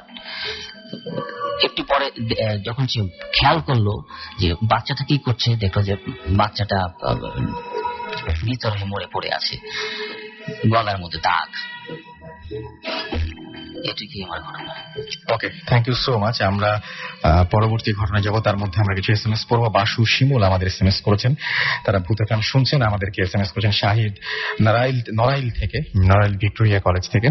এছাড়া ফারুক মিঠুন আমাদের জামালপুর থেকে SMS করেছেন আমাদেরকে লায়েক সিলেট থেকে, আমাদেরকে SMS করেছেন রনি টাঙ্গাইল থেকে, লোনলি ইয়াসিন আমাদের SMS করেছেন নরসিংদী থেকে, আতিক জুবেল আমাদের SMS করেছেন আমাদেরকে SM রীতি, SMS করেছেন আমাদেরকে রোজেন এবং ড্যানি আর ডালিয়া, তিনজন মিলে একসাথে ভূত FM শুনছেন। শাওন নাটোর থেকে SMS করেছেন, তাসিন আমাদের শ্যামলী থেকে SMS করেছেন। এছাড়াও তিনি বলছেন যে ভূত FM is really exceptional program এবং তিনি পুরো উইক ওয়েট করেন ভূত FM শোনার জন্য। সাগর আমাদের SMS করেছেন অভি এবং আমাদেরকে SMS করেছেন অভি এবং অথই সাউথ ইস্ট ইউনিভার্সিটি থেকে। আমাদেরকে সোহান SMS করেছেন এবং আমাদেরকে তিনি বলেছেন যে তার জীবনে অনেক ঘটনা রয়েছে। আমি বলবো যাদের জীবনে ঘটনা রয়েছে না কেন, তারা সবাই আমাদেরকে ইমেল করে ঘটনাগুলো পাঠিয়ে দিন, নাম ঠিকানা এবং ফোন নাম্বার সহ। এছাড়া আমাদেরকে মিল্টন SMS করেছেন নরসিংদী দাসপাড়া থেকে এবং তিনি বলেছেন যে আমি ইমেল কোথায় করবো ভাই, আপনি অনেকদিন ধরে শুনছেন এবং রেগুলার হচ্ছে আপনি আমাদের সাথে SMS এর মাধ্যমে যোগাযোগ করেন। তিনি বলছেন যে অনেক ভূত FM এর অনেক অ্যাড্রেস আপনি ইমেল, কিন্তু আমাদের ইমেল অ্যাড্রেসটা আমরা যতদিন থেকে শুরু হচ্ছে ভূত FM একটা অ্যাড্রেসই বলি, সেটা হচ্ছে bhutfm@radiofukti.fm। এখানে আসলে আপনার ইমেল অন্য কোথাও যাওয়ার কিন্তু কোনো কারণই নাই, সুতরাং আপনি এখানে ইমেল করতে পারেন, আর কোথাও তো করার কোনো দরকার দেখছি না। যাই হোক, আমরা পরবর্তী ঘটনা যাবো। ইন দ্য মিন টাইম যারা আমাদের SMS করতে চান তারা মোবাইলের মেসেজ অপশনে গিয়ে টাইপ করুন SHOUT স্পেস আপনার নাম স্পেস আপনার মেসেজ পাঠিয়ে দিন 9840 নাম্বারে। আমরা চলে আসছি আমাদের প্রথম অতিথির কাছে এবং আপনার কাছে আমি একটা প্রশ্ন করব যে অনেক লম্বা সময়ের একটা অভিজ্ঞতা আপনার জীবনের এবং বিভিন্ন সময় বিভিন্ন কিছুর সাথে আপনার মানে কি বলবো সম্মুখীন হয়েছেন বা কারো কাছ থেকে শুনেছেন, কোনো জিনিস হয়তো আপনার দেখা, কোনো জিনিস হয়তো আপনার শোনা, আপনাদের ফ্যামিলিতে হয়তো অনেকে এক্সপিরিয়েন্স করেছেন। তো এমন কিছু থাকে যেটা আপনাকে খুব বেশি শিহরিত করেছে এবং প্রচন্ড ভয় লেগেছে এবং খুব এক্সেপশনাল কিছু মনে হচ্ছে, এরকম কোনো ঘটনা কি আপনার মনে পড়ে যে হঠাৎ করে মাঝে মাঝে মনে পড়লে এখনো এই বয়সেও গা শিউরে ওঠে, শিহরণ জাগে, এরকম কোনো কিছু মনে পড়ে কিনা? ধন্যবাদ। তাহলে আর একটা বিষয় আমাকে বলতেই হয়, প্লিজ। সেটাও আমাদের বাড়িরই ঘটনা। তখন মানে জিয়া ভাই রশিদ ভাইদের ছোট বোন ফরিদা হায়দার, আমরা হেনা আপা বলে ডাকি, উনি পাবনা গভর্নমেন্ট গার্লস স্কুলে 6 ক্লাস 7 পড়ে। আমরা যখন ক্লাস 3 কি 4 পড়ি, ঠিক সেই সময়ের ঘটনাটা এরকম যে গার্লস স্কুলের বার্ষিক ক্রীড়া প্রতিযোগিতা হলো পাবনা পুলিশ লাইনের মাঠে। পুলিশ লাইনের একদিকে পুলিশ লাইন, আর একদিকে জর্জ কোর্ট, আর একদিকে GCI স্কুল, আর পুলিশ লাইন একদম পশ্চিম দিকে হচ্ছে লাশকাটা ঘর। সেখানে ওই মাঠে যখন খেলছে, আপা তখন দড়ি খেলার নাম দিয়েছে এবং যথারীতি ফার্স্ট হয়েছে, বাসায় চলে এসছে। সন্ধ্যার পরে দেখা গেল যে হেনা আপা নাকি কণ্ঠে খুব খুক খুক খুক খুক করে কান্না করছে আর এরকম শব্দ করছে। বিষয়টা 7-8 দিন কেউ আমলে আনেনি। এবং মাঝে মধ্যে দেখা যাচ্ছে হেনাপা কেমন যেন উল্টাপাল্টা কথাবার্তা বলতেছে। যখন এটা সবার নজরে আসলো তখন আমাদের রশিদ হায়দার, লেখক রশিদ হায়দার, ওনাকে খবর দেওয়া হলো। উনি তখন ঢাকায় চাকরি করেন, ভাই চলে গেলেন। এখন ক্রমান্বয়ে দেখা যাচ্ছে যে সময়টা বেড়ে যাচ্ছে তার। আগে যেটা উদাস এবং একটা কেমন একটা যেন ভঙ্গি করে থাকতেন এবং কারোর সাথে কথা বলতেন না, সন্ধ্যা হলেই মানে সেই নাকি কান্না শুরু হতো এরকম। তখন বড় চাচা করলেন কি, পাড়ার মসজিদে মৌলানা সাহেবকে ডাকলেন, ডেকে বললেন দেখেন তো কি হয়েছে, ও এমন করেন কেন, যদি কিছু হয় ঝাঁপুক দিলেই হয়ে যাবে। উনি ভালো করে লক্ষ্য করে বললেন যে এটা আমার আয়ত্তের মধ্যে নাই, আপনি একটা ভালো মৌলানা দেখেন, আলেম মানে কামেল লোক লাগবে। তখন বড় চাচা বললেন যে ওনাকে বললেন যে আপনি তাহলে ব্যবস্থা করেন। যথারীতি উনি একজন কামেল নিয়ে আসলেন, একজন ভালো হুজুর দেখে নিয়ে আসেন। আমরাও মানে আমি নিজেও তাকে দেখেছি, তখন আমি ক্লাস 4-5 পড়ি। তখন বেশ শ্রদ্ধা করা যায়, এমন সুন্দর চেহারা মানুষটা। উনি দেখে বললেন যে আমি আগামীকাল আসবো, এবং একটা জায়গা নির্দিষ্ট করে দিলেন যে এই জায়গাটা পরিষ্কার করে পরিচ্ছন্ন করে রাখতে হবে। সেটি হচ্ছে আমাদের দালান বাড়ির অর্থাৎ বিল্ডিং এর বারান্দা, চওড়া বারান্দা। তাই এখানে একটু বলা দরকার যে আমাদের বারান্দায় উঠতে গেলে উঠোন থেকে 8টি ধাপ পার হয়ে আসতে হয়, এত উঁচু। দাদার আমলে সে পুরোনো আমলের বাড়ি তো, যার জন্য এরকম। এবং বললেন যে একটা বয়ম, হলুদ এবং শুকনা মরিচ রাখতে, আর কাঁসার কলসে ভর্তি করে পানি রাখতে। যার পরের দিন সকাল 8টার দিকে আসলেন, উনি আসলেন, এসে দেখে বললেন যে ওনাকে তো ওনার উপরে প্রেতাত্মার আসর হয়েছে বা এই ধরনের একটা কিছু বলছে। যাই হোক, উনি প্রথমে মরিচকে আগুন ধরায় নাকের কাছে নিলেন। তখন হেনা আপা পুরুষ কণ্ঠের মতো, মানে প্রায় পুরুষ কণ্ঠের মতো শব্দ করে, মানে কষ্ট, নাকের কাছে নিলে যেমন কষ্ট লাগে সে কষ্ট প্রকাশ করতে লাগলেন। তখন আলেম সাহেব বললেন যে তোমার নাম কি? ও বললো আমার নাম কালু খা। তোমার নাম কালু খা, তুমি ছোট্ট বাচ্চা মেয়েটাকে তুমি কেন ইয়ে করছো, তার উপরে কেন ভর করছো? তখন সে বলছে যে আমার কোনো দোষ নাই, আমি খুব মুগ্ধ হয়েছি যে সে যখন চুল ছেড়ে দিয়ে দড়ি খেলছিল, চুলগুলো যখন দড়ির তালে তালে লাফাচ্ছিল, খুব ভালো লাগছিল, এই জন্যই আমি তাকে আকৃষ্ট হয়েছি। তখন আলেম বললেন যে তুমি এটা খুবই অন্যায় করেছো, তুমি এখান থেকে চলে যাও। বলে যে না, আমি যাব না। আলেম সাহেব বলে যাও, ও বলে আমি যাব না। তখন আলেম সাহেব হলুদ পরিয়ে নিয়ে নাকের কাছে ধরে তখন বলে আমি যাচ্ছি, খুব দ্রুত বলে আমি যাচ্ছি, আমি চলে যাচ্ছি, এক্ষুনি চলে যাচ্ছি। আবার জিনিসটা সরেন আর যায় না।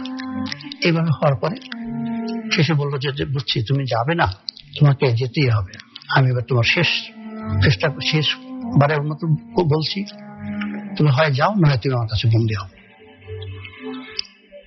তখন করলেন কি, উনি অনেকক্ষণ ধরে বিভিন্ন ভেতরের মাঝে ছোড়া পড়লেন, কি পড়লেন জানি না, অনেকক্ষণ ধরে এইটি করার পরে উনি বয়ান তার আপার মুখের কাছে ধরে বলল যে আমি তোমাকে বয়ানে বন্দি করব, তুমি এক্ষুনি যাবে কিনা বলো, না যাও তাই আমি তোমাকে এক্ষুনি বিয়ে করবো।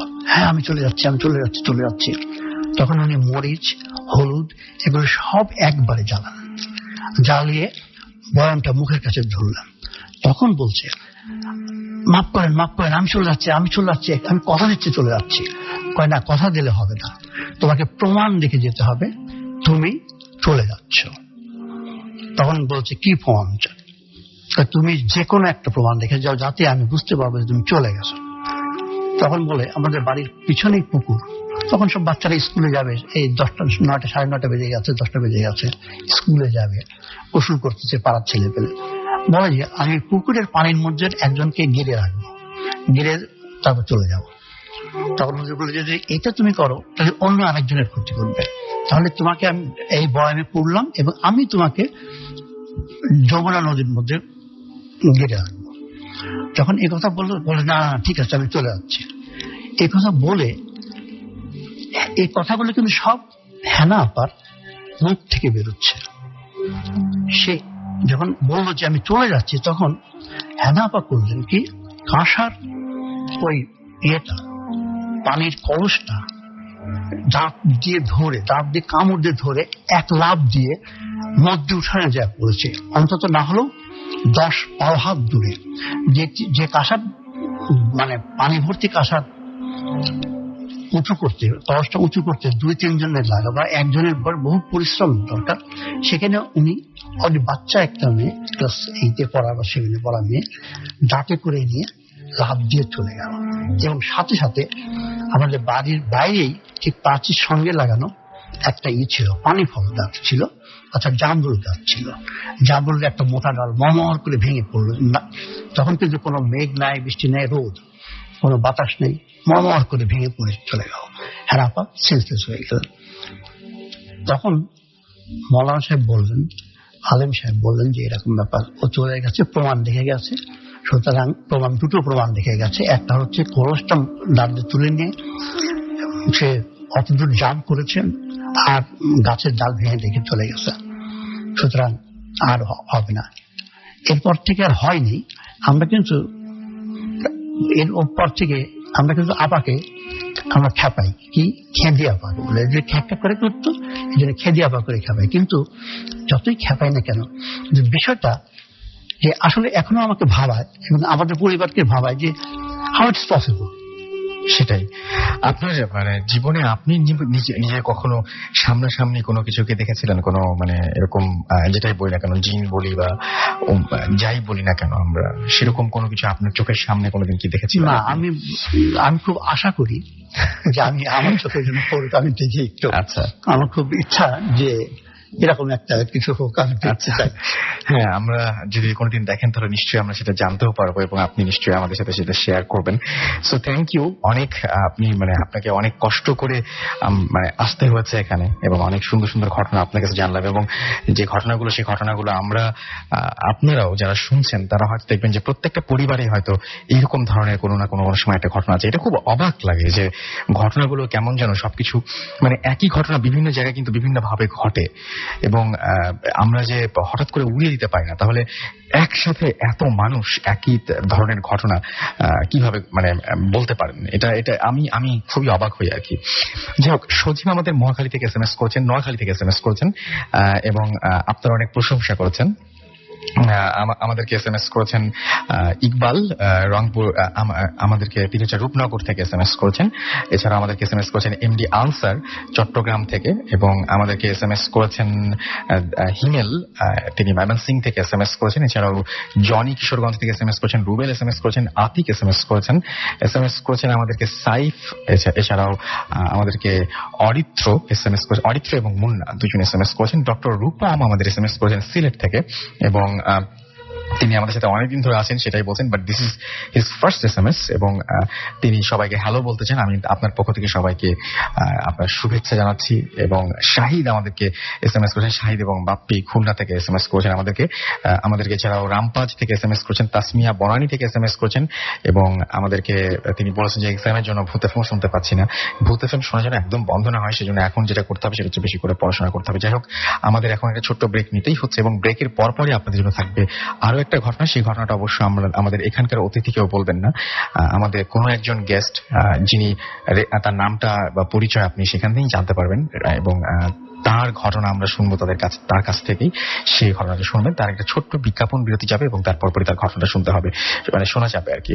সো কোথাও যাবেন না, আমাদের সঙ্গে থাকুন। ইন দ্য মিন টাইম যারা SMS পাঠাতে চান তারা মোবাইলের মেসেজ অপশনে গিয়ে টাইপ করুন SHOUT শাউট স্পেস আপনার নাম স্পেস আপনার মেসেজ পাঠিয়ে দিন 9840 নাম্বারে। ফিরে আসছি একটু পরে। So stay tuned radio Foorti and don't stop the ফুর্তি।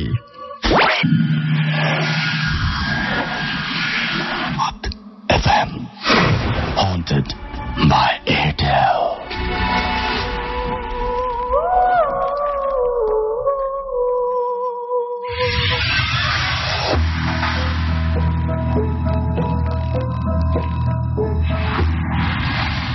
হ্যালো রাসেল ভাই, আমি রাইসুল ইসলাম। আমি আমার লাইফের ঘটে যাওয়া একটা এক্সপিরিয়েন্স থেকে আপনাদেরকে একটা ঘটনা আমি শেয়ার করতে যাচ্ছি। যদি আপনি এটা লিসেনারদের শোনান আমি খুশি হব। আমি আসতে পারছি না কারণ আমি এখন চট্টগ্রামে আছি চাকরির জন্য। আসতে পারলে আমি খুবই আনন্দিত হতাম, খুশি হতাম। আমি আমার ঘটনায় চলে যাচ্ছি। আমার ঘটনাটা হচ্ছে 2009 সালে। আমি ঢাকা থেকে চট্টগ্রামে আসি অফিসিয়াল একটা কাজে। যখন অফিস আমাকে অ্যাকোমোডেশন ঠিক করে দেয় আমাদের নিজস্ব একটা অ্যাপার্টমেন্টটা ছিল খুলশীতে। অ্যাপার্টমেন্টের আমাকে যেই কামরাটা দেওয়া হয় সেটা ছিল 4th ফ্লোরে, 5 তলাতে। আমি অ্যাপার্টমেন্টে একটু বর্ণনাটা দিই। আমাদের অ্যাপার্টমেন্টটা ছিল খুবই নতুন।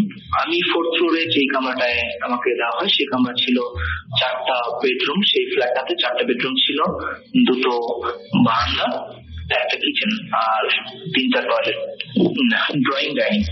এইটা হচ্ছে ফ্ল্যাটের বর্ণনা। আমি এই জন্য বর্ণনাটা দিচ্ছি কারণ আমার ঘটনাটা ওই পুরো ফ্ল্যাটের মধ্যে আমি ছাড়া কেউ ছিল না এবং সম্পূর্ণ বিল্ডিং এ একটা মাত্র ফ্ল্যাট সেল হয়েছিল। তারপর আমি যেহেতু ঢাকা থেকে গেছি আমাকে থাকার জন্য এখানে ব্যবস্থা করে দেওয়া হয়। আমি আর কোনো প্রান্ত না দেখে সেখানে থাকতে বাধ্য হই।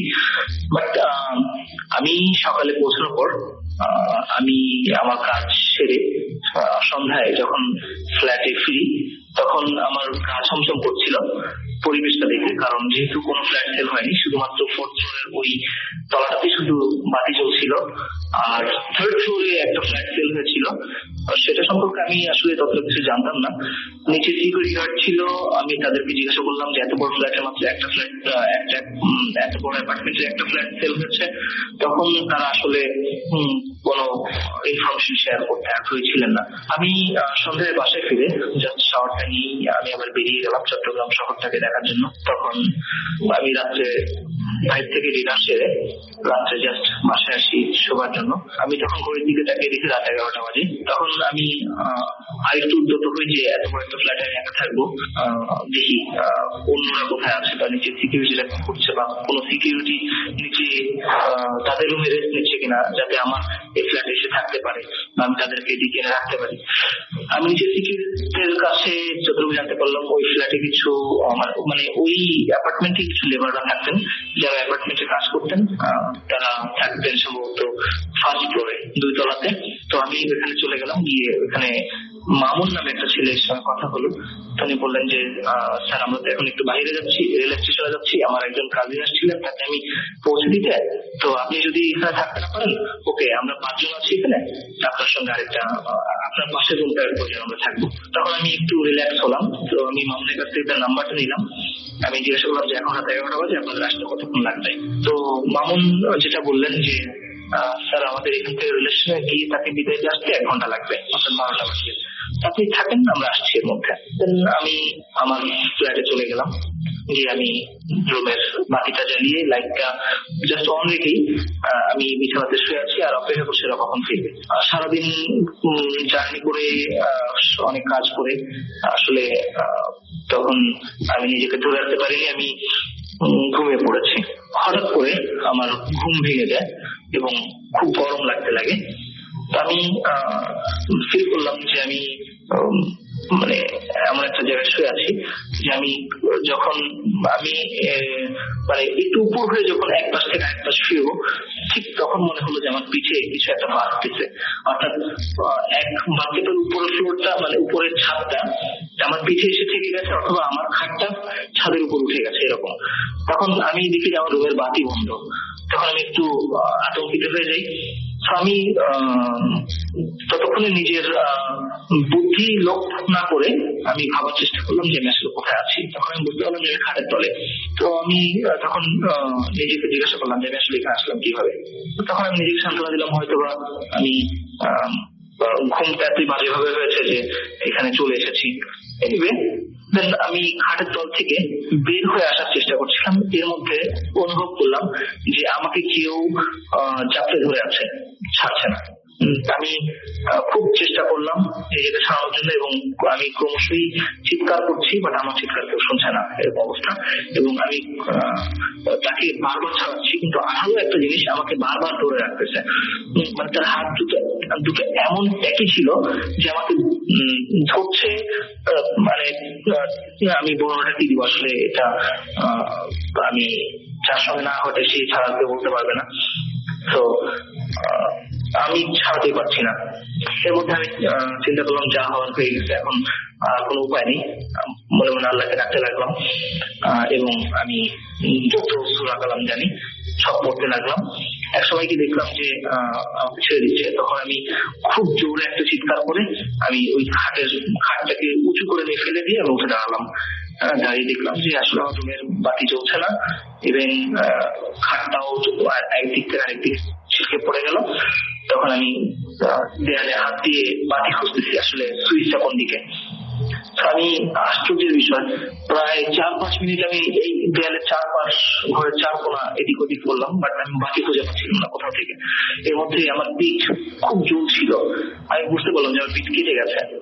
তখন এক পর্যায়ে আমি মানে মামুনকে চিৎকার দিচ্ছিলাম। তো এর মধ্যে ওই মামুন ছেলেটা আরো 4-5 জন এসে দরজার বাইরে থেকে ওরা পাশ থেকে বলে চিৎকার দিচ্ছিল। তো আমি এর মধ্যে লাইটের সুইচ খুঁজে পেয়েছি, আমি সুইচ জ্বালালাম, যাতে কোনো মতে হ্যাশবোর্ডটা ওপেন করে ওদেরকে গিয়ে বলছি, বকা দিচ্ছি যে তোমরা এতক্ষণ কোথায় ছিল, বললো 1 ঘন্টার মধ্যে চলে আসবা। এখন কয়টা বাজে? বললো স্যার এখন আর 3টা বাজে, আমরা তো 12টা 12:30টার মধ্যে চলে আসছি। আমি ওরা আমাকে জাস্ট রুম থেকে বাইরে বের করে ওদের কাছে নিয়ে গেল, গিয়ে একজন পানি আসলো, পানি খাওয়ালো। আরেকজন দেখলাম আমার পিঠ থেকে প্রচুর রক্ত ঝরছে, মুখ থেকে আমার মুখে স্ক্র্যাচ করেছিল, পিঠে স্ক্র্যাচ করেছিল, আমার মুখে এখন কাটা দাগটা আছে। তো ওই রাত্রে ওরা আমাকে আর কিছু বলেনি, ওরা জাস্ট একটু বললো স্যার আসলে আপনাকে বলা উচিত ছিল, আমরা বলিনি, কারণ আমাদেরও মা আছে, আমরাও গ্রাম মানে নিজের স্থান থেকে আরেকটা স্থানে চলে আসছি কাজ করার জন্য। আমি বলিনি, হয়তোবা আপনি ভয় পাবেন এটার জন্য। তো বাকি ঘটনা আমি আপনাকে সকালে বলবো। তো রাত্রে আমি ঘুমাতে পারিনি, আসলে আমি কোনো মতে রাতটা পার করছি। ভোর করলে আমি জিজ্ঞাসা করলাম যে কি হয়েছিল আমাকে বলো। তো ওরা বললো স্যার আপনি এই এক্সপিরিয়েন্স নেওয়ার জন্য আপনাকে আজকে দিনটাও থাকতে হবে, কি হয়েছিল প্রয়োজন আমরা আপনার সঙ্গে থাকবো। তো আসলে আমি বুঝে উঠতে পারিনি জিনিসটা কি। তো বললো স্যার দিনের বেলাতেই এই ফ্ল্যাটটাতে আপনার এক রুমের ভেতর থাকলে দরজাগুলোতে কোনো অটোমেটিক্যালি মানে সজোরে আঘাত খেয়ে দরজা লেগে যায় এবং দরজার পেছন থেকে হ্যাশবোর্ড টিপে দেওয়া থাকে, সুতরাং আপনি চাইলেও দরজাটা খুলতে পারবেন না। আবার যখন আসবেন দেখবেন অটোমেটিক্যালি দরজাটা খোলা। তো আমি আসলে এটা কি উদ্ঘাটনের জন্য আমি তখন ওদেরকে সঙ্গে নিয়ে একটা রুমে বসেছিলাম। সকাল ঠিক 10টা কি 11টা, আমি টাইমিংটা এতটা খেয়াল নেই আমার এখন। দেখলাম যে হঠাৎ করে কিচেনের দরজাটা সজোরে বাড়িতে লেগে গেল। ঠিক পরক্ষণেই ওইখানে যে টয়লেট ছিল গেস্ট রুমের, সেটা সজোরে বাড়িতে লেগে গেল। গেস্ট রুমের দরজাটা সজোরে বাড়িতে লেগে গেল। তখন আমি বললো স্যার আমরা থাকতে পারছি না, আপনি চলে আসেন। আমি জাস্ট আপনাকে দেখলাম যেখানে কোন একটা জিনিস আছে। আমি ওইখান থেকে আমার ব্যাগেজ গুছিয়ে নিয়ে জাস্ট আমি আমার অফিসে ইনফর্ম করেছিলাম যে আমি এখানে থাকতে পারছি না, আমার সঙ্গে দুর্ঘটনা ঘটেছে। তখন অফিসের একজন জোনাল ম্যানেজার ছিলেন, ওনাকে পাঠিয়ে আমার অবস্থা দেখে আমি জাস্ট একটা হোটেলে শিফট হয়ে যাই এবং আমি ওইখানে 3 দিনের বেশি থাকতে পারি না। চট্টগ্রামে আমি খুব অসুস্থ হয়ে পড়ি, তারপর আমি আমার ঢাকাতে ব্যাক করি। আসলে ভাই এটা ছিল আমার ঘটনা। আমার কাছে আরো কিছু ঘটনা আছে, আমি ক্রমান্বয়ে আপনাকে পাঠানোর চেষ্টা করবো। ধন্যবাদ সবাইকে। আসসালামু আলাইকুম। Radio Fruity 88.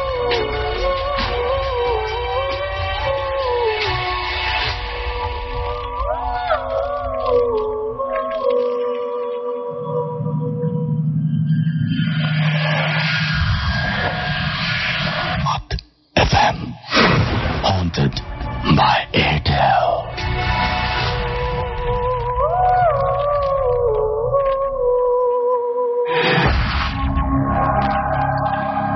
সবসময় রেডিও ফুর্তি, আর চলছে ভূত এফএম হন্টেড বাই এয়ারটেল। ঘড়িতে সময় রাত 1:11।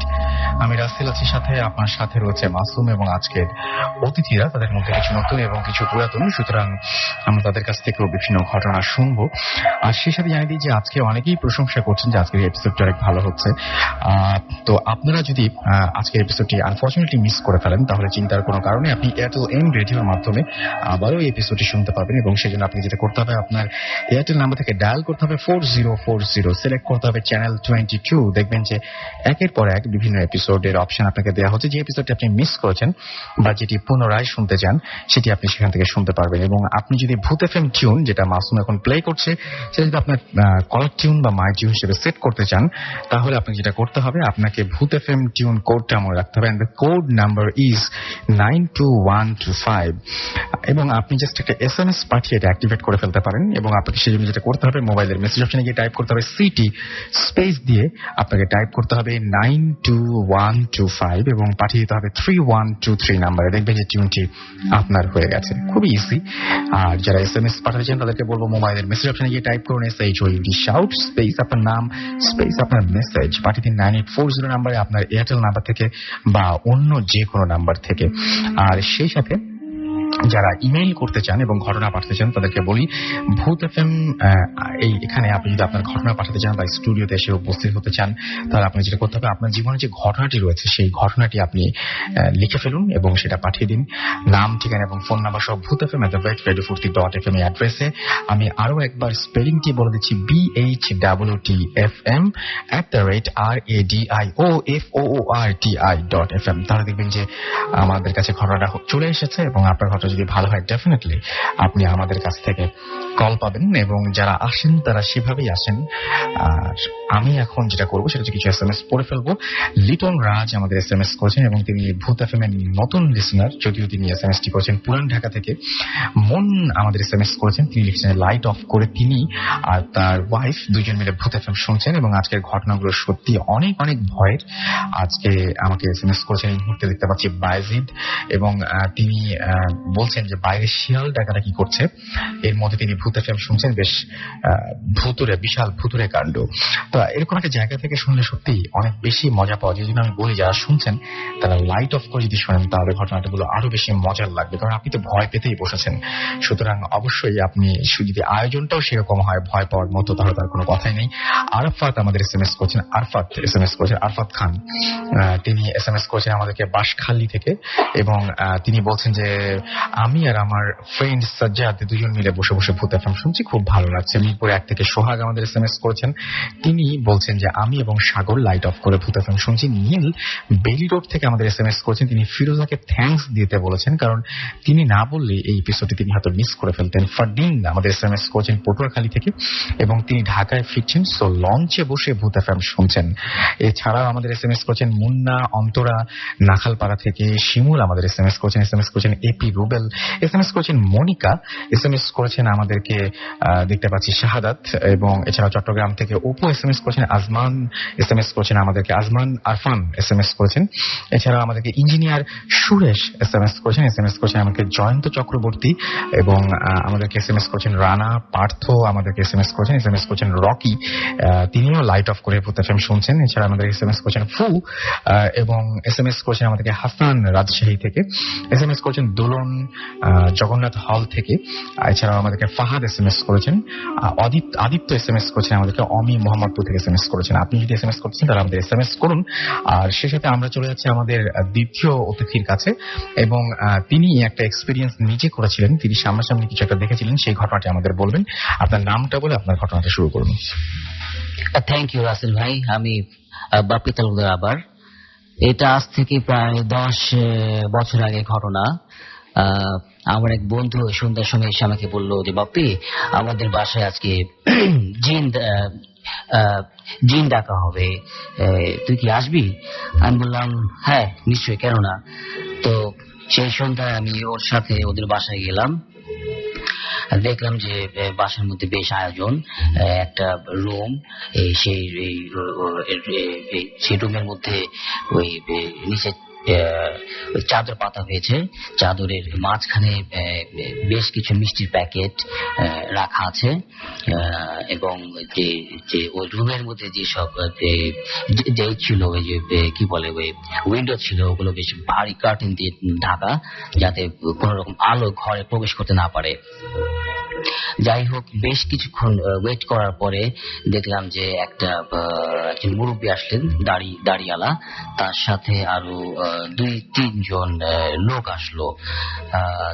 তারপর দেখলাম যে ওই লোকটাকে ওই ঘরের মাঝখানে যেখানে মিষ্টির প্যাকেট গুলো আছে তার একটু দূরে লোকটাকে চেয়ারের মধ্যে বসিয়ে ওর হাত পিস মোড়া করে বেঁধে দেওয়া হলো। আর আমরা সবাই ওই রুমের চারদিকে গোল হয়ে বসলাম। তারপর লাইট গুলো নিভে দেওয়া হলো, আর নিভে দেওয়ার আগে বলা হলো যে কেউ যেন কোন রকম লাইট টাইট অন না করে, দেশলাই না জ্বালায়, কিন্তু কোন রকম যে আলো না আসে, তাহলে নাকি ওনাদের আসতে অসুবিধা হবে। যাই হোক, আমরা লাইট অফ করে সব রুমের চারদিকে গোল হয়ে বসে আছি। মাঝখানে মিষ্টির প্যাকেট গুলো আছে, আর ওই যে যিনি মিডিয়া ওই বয়স্ক লোকটা ওনাকে একটা চেয়ারের মধ্যে মাঝখানটায় মিষ্টি প্যাকেটের ঠিক পেছনে একটু দূরে তাকে বসিয়ে হাত দড়ি দিয়ে বেঁধে রাখা হয়েছে। তারপর বেশ কিছুক্ষণ চুপচাপ অন্ধকার রুমের মধ্যে আমরা বসে আছি। এত অন্ধকার রুম যে আমি আমার হাত সামনে নিয়ে মুখের সামনে যখন নিলাম তাও কিছু দেখতে পাচ্ছিলাম না। তো আমি আসলে এইসব বিষয় তেমন বিশ্বাস করি না, যে জিন টিন মানুষ ডাকতে পারে, আমি মোটেও বিশ্বাস করতাম না তখন। আমি এই রুমে আসার আগে একটা টর্চ লাইট নিয়ে এসেছিলাম আমার পকেটের মধ্যে, কারণ আমার বিশ্বাস ছিল না যে জিন আসতে পারে, কখনোই না। আমার কাছে মনে হতো জিনিসটা সম্পূর্ণ একটা ভণ্ডামি। যাই হোক, লাইট বন্ধ, বসে আছি। হঠাৎ চুপচাপ চারদিকে সবাই আমরা চুপচাপ বসে আছি, কি হয়। হঠাৎ ধূপ করে একটা আওয়াজ ফ্লোরের মধ্যে। মানে ব্যাপারটা এরকম, কেউ যদি কোনো হেভি লোক, যদি মোটাসোটা লোক যদি এরকম লাফ মারে মেঝের উপর, তাহলে যেরকম ধূপ করে আওয়াজ হয়, ঠিক সেরকম একটা আওয়াজ হলো। আর আওয়াজ হওয়ার সাথে সাথে একটা সালাম দিল, বেশ ভারী গলা, আসসালামু আলাইকুম, এরকম। আমরা বললাম ওয়ালাইকুম আসসালাম। তারপর একটু পরে আরেকটা এরকম ধূপ করে আওয়াজ, তার গলাটা আবার একটু চিকন, আসসালামু আলাইকুম, এরকম আওয়াজ। এরকম 8-10টা ধূপ ধূপ করে আওয়াজ হলো, আর যে আওয়াজ হচ্ছে এক এক রকম টোনে এক একটা সালাম। তারপর আমাদের মধ্যে যা কিছু জিজ্ঞেস করার ছিল একটা করে প্রশ্ন করে জিজ্ঞেস করতে লাগলো, এবং মাঝখানে দেখলাম যে মিষ্টি খাওয়ার আওয়াজ, এরকম চক চক চক চক এরকম আওয়াজ, মিষ্টি খাওয়ার আওয়াজ হচ্ছে। তো আমার মনে একটা মানে কিউরিওসিটি জাগলো, যে মনে হচ্ছিল যে এই লোকটার সাথে যারা এসছে এরাই হয়তো কিছু করছে, হয়তো এরাই মনে সাউন্ড করছে, এরকম কোনোভাবে হয়তো আওয়াজ করছে, গলার টোন চেঞ্জ করে সালাম দিচ্ছে। তো কিউরিওসিটির বশত আমি ওই আমার টর্চটা আস্তে করে বের করলে টর্চটা অন করে আবার অফ করে দিলাম সাথে সাথে। তো আমি যা দেখলাম, আমি দেখে পুরো এম্বারাসড। কি দেখলাম, মানে আমি সবাই হইচই করে উঠেছে, যে ভয়। মানে দেখলাম কি, যে 10-12টা সাপ রুমের মধ্যে মাঝখানটা দাঁড়িয়ে আছে। তারপরে সব হাউ করছিল চুপচাপ হয়ে। তারপর দেখলাম ওই যে ওই রুমের লাইটটা অন করে দেওয়া হলো, টিউব লাইটটা, কিছুই নাই। তখন দেখলাম যে ওই মিডিয়াটা, যে লোকটা, বুড়ো লোকটা, ও চেয়ারের মধ্যে কাত হয়ে পড়ে আছে, মুখ দিয়ে ফেনা বেরোচ্ছে, মিষ্টির প্যাকেট গুলো কিছু কিছু মিষ্টি খাওয়া, এই তো অবস্থা। সব হাউ কাউ চিল্লাচিল্লি। লাইট কে জ্বালাইছে, লাইট কে অন করছে, টর্চটা কে অন করলো? তো আমি তো খুব ভয় পেয়ে গেছি। এই ছিল আমার ঘটনা। ওকে, থ্যাংক ইউ সো মাচ। আমরা আমাদের পরবর্তী ঘটনায় যাব। আমাদেরকে শাহরিয়ার মহাখালী থেকে এসএমএস করেছেন এবং আমাদেরকে এসএমএস করে তিনি বলছেন যে তার কাছে আজকে ঘটনাটা এই ঘটনাটা এত বেশি ভালো লাগছে না, বাট তারপরে তিনি শুনছেন, উঠতে পারছেন না। আমাদেরকে অর্পিতা এসএমএস করেছেন, এছাড়াও আমাদেরকে এসএমএস করেছেন সজীব নাটোর থেকে এবং তারা ভূত এফএম শুনছেন। সজীব এবং সোহান। আমাদেরকে তৌহিদ এসএমএস করেছেন, এছাড়া আমাদেরকে এসএমএস করেছেন শঙ্কর চট্টগ্রাম থেকে এবং আমাদেরকে তার কাছে ঘটনা আবার ভালো লাগছে। মোশাররফ আমাদের এসএমএস করেছেন শ্যামলী থেকে এবং আমাদেরকে তিনি বলছেন যে তার এসএমএস আমরা পড়ি না, বাট আপনার এসএমএস পাওয়া মাত্র আমরা পড়ে ফেললাম। লিসা আমাদেরকে বাহার থেকে এসএমএস করেছেন। শান্ত আকিব আমাদের এসএমএস করেছেন আমাদেরকে উজ্জ্বল এসএমএস করেছেন সুস্মিতা বণিক এবং আমাদেরকে এসএমএস করেছেন রাব্বি আহমেদ এবং তিনি সিরাজগঞ্জ থেকে এসএমএস করেছেন। শান্তু আমাদের এসএমএস করেছেন আগ্রাবাদ থেকে। সামি আমাদের এসএমএস করেছেন নর্থ বাড্ডা থেকে। জামিল আমাদের এসএমএস করেছেন আমাদেরকে গহিন রাজশাহী থেকে। এছাড়াও এনামুল আমাদের এসএমএস করেছেন সারোয়ার এসএমএস করেছেন শিমুল বরিশাল থেকে। যাই হোক, আমরা আমাদের পরবর্তী ঘটনায় যাব এবং পরবর্তী অতিথির কাছে যাবো। আপনার নামটা বলবেন, কোথা থেকে এসেছেন একটু বলবেন। থ্যাংক ইউ রাসেল ভাই। আমি আদনান নারায়ণগঞ্জ থেকে এসেছি। ওকে, আপনারা ঘটনায় চলে যাই। আমার ঘটনাটা যেটা, সেটা আমার খালার সাথে ঘটা 1980s এর দিকে। তো সেই সময় খালার মামা একদিন হঠাৎ করে অসুস্থ হয়ে পড়ে, তো ওনাকে হসপিটালাইজ হয় উনি। তো ওই রাতে খালা ওনার মামির সাথে ঘুমায়। তো হঠাৎ করে তিনি স্বপ্নে দেখতে পান যে মামা পাশে এসে দাঁড়ানো। তো তিনি মানে ঘুমের মধ্যেই জিজ্ঞেস করেন যে মামা আপনি তো হাসপাতালে এখানে। পরে উনি বলেন যে তোমার মামিকে ছাড়া ভাল লাগছে না, তাই এসে পড়লাম। তো আর কি বলিনি, আমার মামার মানে তখন খালার মামার বয়স 35 to 38 এরকম ছিল। তো তারপর হঠাৎ করে খালার ঘুম ভেঙে যায়। তো ঘুম ভাঙার পর তিনি দেখতে পান আর অনেক আগেকার আমলের যে খাটগুলো, ওগুলো মাথায় কিন্তু ওই স্ট্যান্ড ডেকোরেটেড ছিল। তো ওইখানে তিনি কাচের কিছু মানে সাজগোজের জিনিস রাখতেন। তো দেখছেন কি ওগুলো কাঁপছে। তো তখন কিন্তু শীতের রাত আর দরজা জানলা সব বন্ধ, তো বাতাস আসার কোনো প্রশ্নই আসে না। কিন্তু সেক্ষেত্রে ওটা আসছে মানে ওগুলো কাঁপছিল সব, এক একটা অর্নামেন্টস গুলো। তো তারপর তিনি উঠলেন খাট থেকে, উঠে তিনি দেখলেন যে মানে হঠাৎ করে শুনতে পাচ্ছেন কাক ডাকছে। তো তিনি ভালো করে সময়টা দেখলেন যে মাঝরাত 3টা কি 4টা এরকম মাঝামাঝি, কিন্তু ওই টাইমে তো কাক ডাকার কথা না, আর খুব উইয়ার্ড ভাবে ডাকছে। তো তিনি করলেন কি জানলাটা খুললেন, খুলে তিনি দেখলেন ঠিক তাদের পাশের বাসা কার্নিশের ওপর একটা কাক বসা। আর আমরা যেগুলোকে দাঁড় কাক বলি সাধারণত, খুব কালো দেখতে যেগুলো, ওগুলো ডাকছে এবং খুব বিশ্রী ভাবে একের পর এক ডেকে যাচ্ছে। তো তারপর তিনি শুনতে পাচ্ছেন যে আপনার কুকুর ডাকছে, খুব ওইটাও একটু অন্যরকম করে।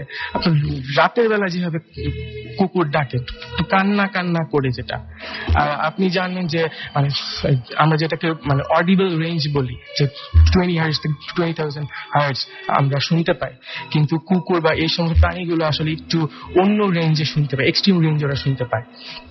তো যাই হোক, উনি এবার একটু ভয় পেয়ে গেলেন এবং তারপরে হঠাৎ করে অন্য পাশের বাসা, তখন ওনাদের তখন ফোন ছিল না, তো পাশের বাসা থেকে একজন আন্টি ডাকলেন ওনাদেরকে, ওদেরকে বললেন যে এই মাত্র হাসপাতাল থেকে ফোন এসেছিল, তোমার মামা মারা গেছে।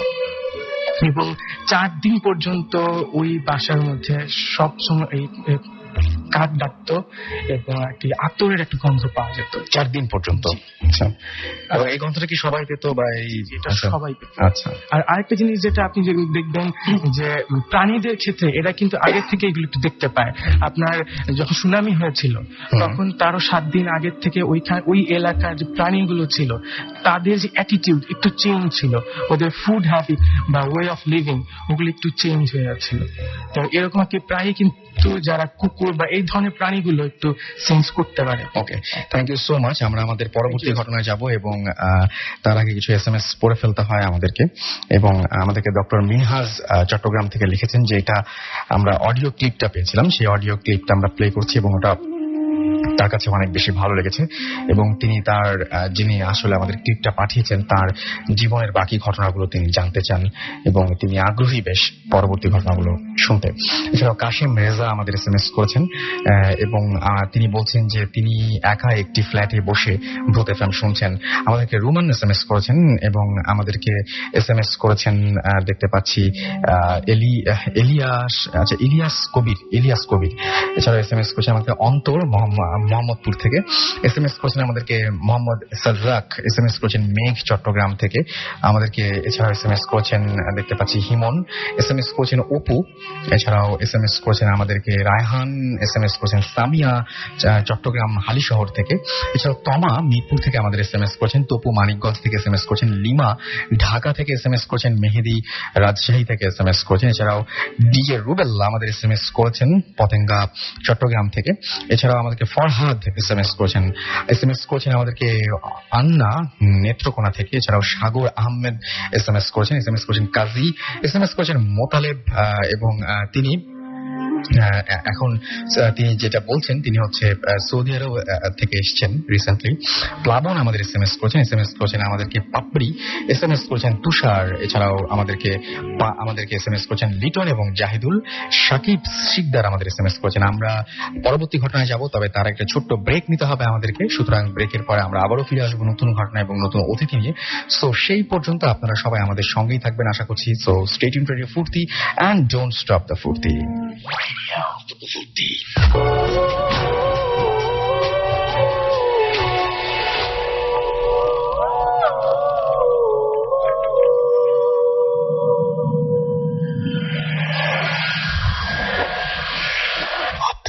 FM haunted by Airtel.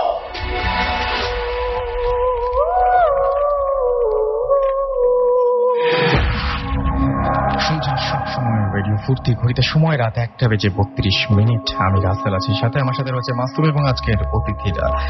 আর আপনারা যারা এতক্ষণ পর্যন্ত আমাদের সঙ্গে আছেন তাদের সবাইকে জানাচ্ছি অনেক অনেক অনেক অনেক ধন্যবাদ এবং আশা করছি বাকিটা সময় আমাদের সাথেই থাকবেন।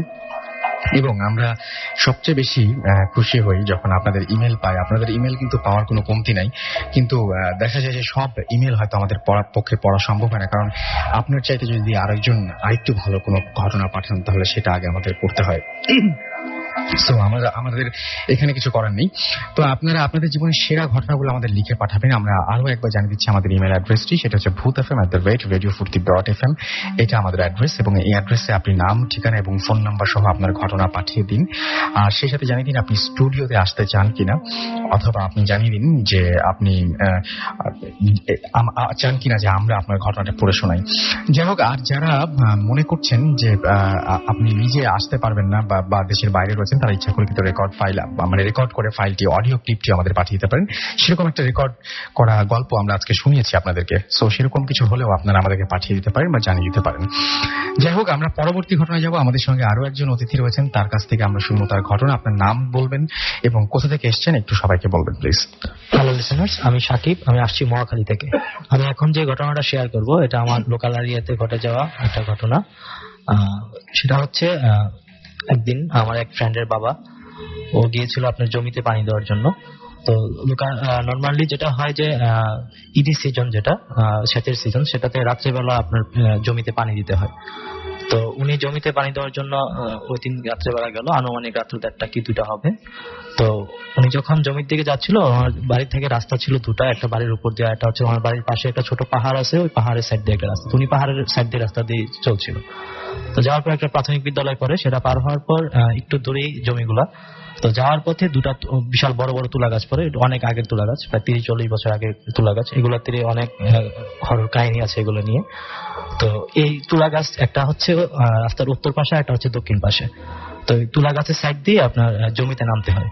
তো উনি জমিতে, ওই দিন আবার শীতের সিজন ছিল, তো ওই সময় কুয়াশা ছিল, প্রচুর কুয়াশা। তো উনি যতদূর চোখ যায় দেখছে যে জমির ভিতরে কি জায়গা নামতেছে। তো উনি ভাবছে যে ওনার সাথে হয়তো বা কেউ জমিতে পানি দেওয়ার জন্য আসছে। তো উনি এটা ভেবে উনি সামনের দিকে এগোচ্ছে। যখন সামনের দিকে এগোচ্ছে দেখছে একটা গরু ওনার পাশে যে জমিটা ছিল ওই জমি থেকে ধান খাচ্ছে। উনি ভাবলো যে এত রাত্রেবেলা গরু আসলো কোথা থেকে। তো উনি গরুটার দিকে যাচ্ছে, গরুটার সামনের দিকে যাচ্ছে, মানে গরুটাকে উনি কোনোভাবেই ধরতে পারছে না বা এটার কাছে যেতে পারছে না। তো উনি অনেকক্ষণ দৌড়াদৌড়ি করার পর গরুটার কাছে যায়, যাওয়ার পর গরুটা ওনাকে দেখে অন্যদিকে হাঁটা শুরু করে। এটা নর্মালি দৌড় দেয় না, এটা হাঁটা শুরু করছে, মানে ধান খেতে খেতে হাঁটতেছে। তো উনি এটাকে এক পর্যায়ে দৌড়ানোর জন্য, তাড়ানোর জন্য দিকে এগিয়ে গেল। তো যাওয়ার পর উনি এটা ক্ষেতের আল ধরে উনি রাস্তায় উঠে গেল গরুটা। তো রাস্তায় উঠে যাওয়ার পর উনি চিন্তা করলো যে এত রাত্রে গরুটা কার, কোন দিকে যায়, আমি এটার সাথে সাথে যাই, গিয়ে দেখি গরুটা কার, যে এতগুলো ধান নষ্ট করলো, গরুটা কার, আমি দেখে আসি। তো উনি গরুটার পিছনে পিছনে যায়। তো প্রায় 5 মিনিটের মতো উনি গরুটার পিছনে হাঁটে। তো সামনে একটা রেল লাইন পড়ে। উনি ভাবলো যে আমি আজকের জমিতে পানি দেওয়া মনে হবে না, গরুটা কার গরুটা, আমি এটার পিছনে পিছনে। যে ওই শীতকালে আবার গ্রাম অঞ্চলে আপনার মাহফিল টাফিল হয়, তো মাহফিলের ঠিক যেই দিকে গরুটা যাচ্ছিল ওই দিকে একটা বাড়িতে মাহফিল হচ্ছিল। তো উনি ভাবলো যে গরুটা হয়তো এই বাড়িরই, গরুটা ঠিক ওই বাড়িতে গিয়ে উঠলো, মাহফিলে গিয়ে উঠলো। তো উনি গিয়ে দেখে যে গরুটা ওঠার পর উনিও এই বাড়িতে উঠলো। ওঠার পর দেখে যে মাহফিলে সবার লোকজন আছে। তো উনি গরুটাকে এখানে টোটালি গরুটা বেনিশ হয়ে গেছে, গরুটাকে বাঁচান। উনি ভাবলো যে গরুটা এই বাড়িতে সম্ভবত মনে হয় ওর ঘরে ও ঢুকে গেছে। তো উনি গিয়ে ওনার জিজ্ঞাসা করলো যে আপনাদের কোনো গরুটা আছে? উনি বলে যে আমরা তো গরুটা এসব পালি না। উনি দেখলো যে গরুটা, উনি কোনো কিছু না ভেবে উনি আবার ওনার জমির দিকে যাচ্ছে। যাওয়ার পথে যে উনি যখন বাড়ি থেকে নামলো, নেমে দেখে যে গরুটা ওনার সামনে। আবার উনি গরুটাকে আবার দৌড়ানি দিল, দেখে যে আবার গরুটা অন্যদিকে হাঁটা শুরু করছে। আগে ছিল পশ্চিম দিকে এটার ঝুঁক, এখন দক্ষিণ দিকে হাঁটা শুরু করছে। তো দক্ষিণ দিকে প্রায় 5 মিনিট হাঁটার, 5 থেকে 6 মিনিট হাঁটার পর উনি আরেকটা রাস্তায় গিয়ে গরুটা ওঠে। তো রাস্তায় যখন যাচ্ছিল তখন গরুটা রাস্তাটা পের হয়ে আরেকটা জমিতে নেমে যায়।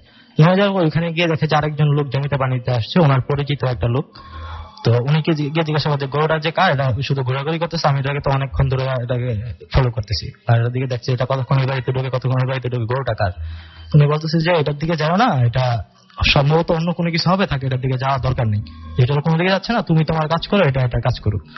উনি এই বলে গরুটা দেখলো যে উনি একটা সামনে একটা নদী ছিল, এই নদীর পাড়ের উপর উঠে গেছে। এটা পাড়ের উপর উঠে নদীর পাড়ের নিচে চলে গেছে আর কি, জাস্ট পাড়টা একটু উঁচা থাকে, এটা নিচে নদীর দিকে নেমে গেছে। তো উনি আর এটা পিছনে জানি ওনার কথা শুনে উনি যে দিক দিয়ে আসছিল ঠিক ওই দিকে উনি আবার যাওয়া শুরু করলো। যাওয়া শুরু করতে যে তুলা গাছ পড়ে, ঠিক ওই তুলা গাছের কাছে উনি যায়, কারণ এই তুলা গাছটা সাইড দিয়ে ওনাকে নামতে হবে। তো গিয়ে দেখে যে ওনার এই তুলা গাছটার ভিতরে একটা মহিলার মতো শেপ, মানে উনি মুখ দেখেনি, জাস্ট ওনার চুলগুলো দেখছে, যে দুইটা পা দুইটা তুলা গাছ দিয়ে, মানে একটা তুলা গাছ থেকে একটা তুলা গাছের ডিস্টেন্স প্রায় 15 ফিটের নিচে হবে না, 15 থেকে 20 ফিট এরকম হবে একটা দূরত্ব। দুইটা গাছে দুইটা পা দিয়ে একটা মহিলার মতো সে দাঁড়ায়। উনি ভাবছে যে উনি এমনিতেই খুব সাহসী ছিল, বাট উনি জিনিসটা দেখে মোটামুটি একটা ভয় পেয়ে যেভাবে আসছিল ঠিক উনি বাড়ির দিকে চলে যাচ্ছে, যে আজকে আর পানি দিব না, আজকে বাড়িতে চলে যাই। উনি বাড়ির দিকে প্রথমে যাওয়ার ওয়েটা ছিল পাহাড়ের সাইড দিয়ে। তো উনি ভাবলো যে পাহাড়ের সাইড দিয়ে যাই না, বাড়ির ভিতর দিয়ে চলে যাই।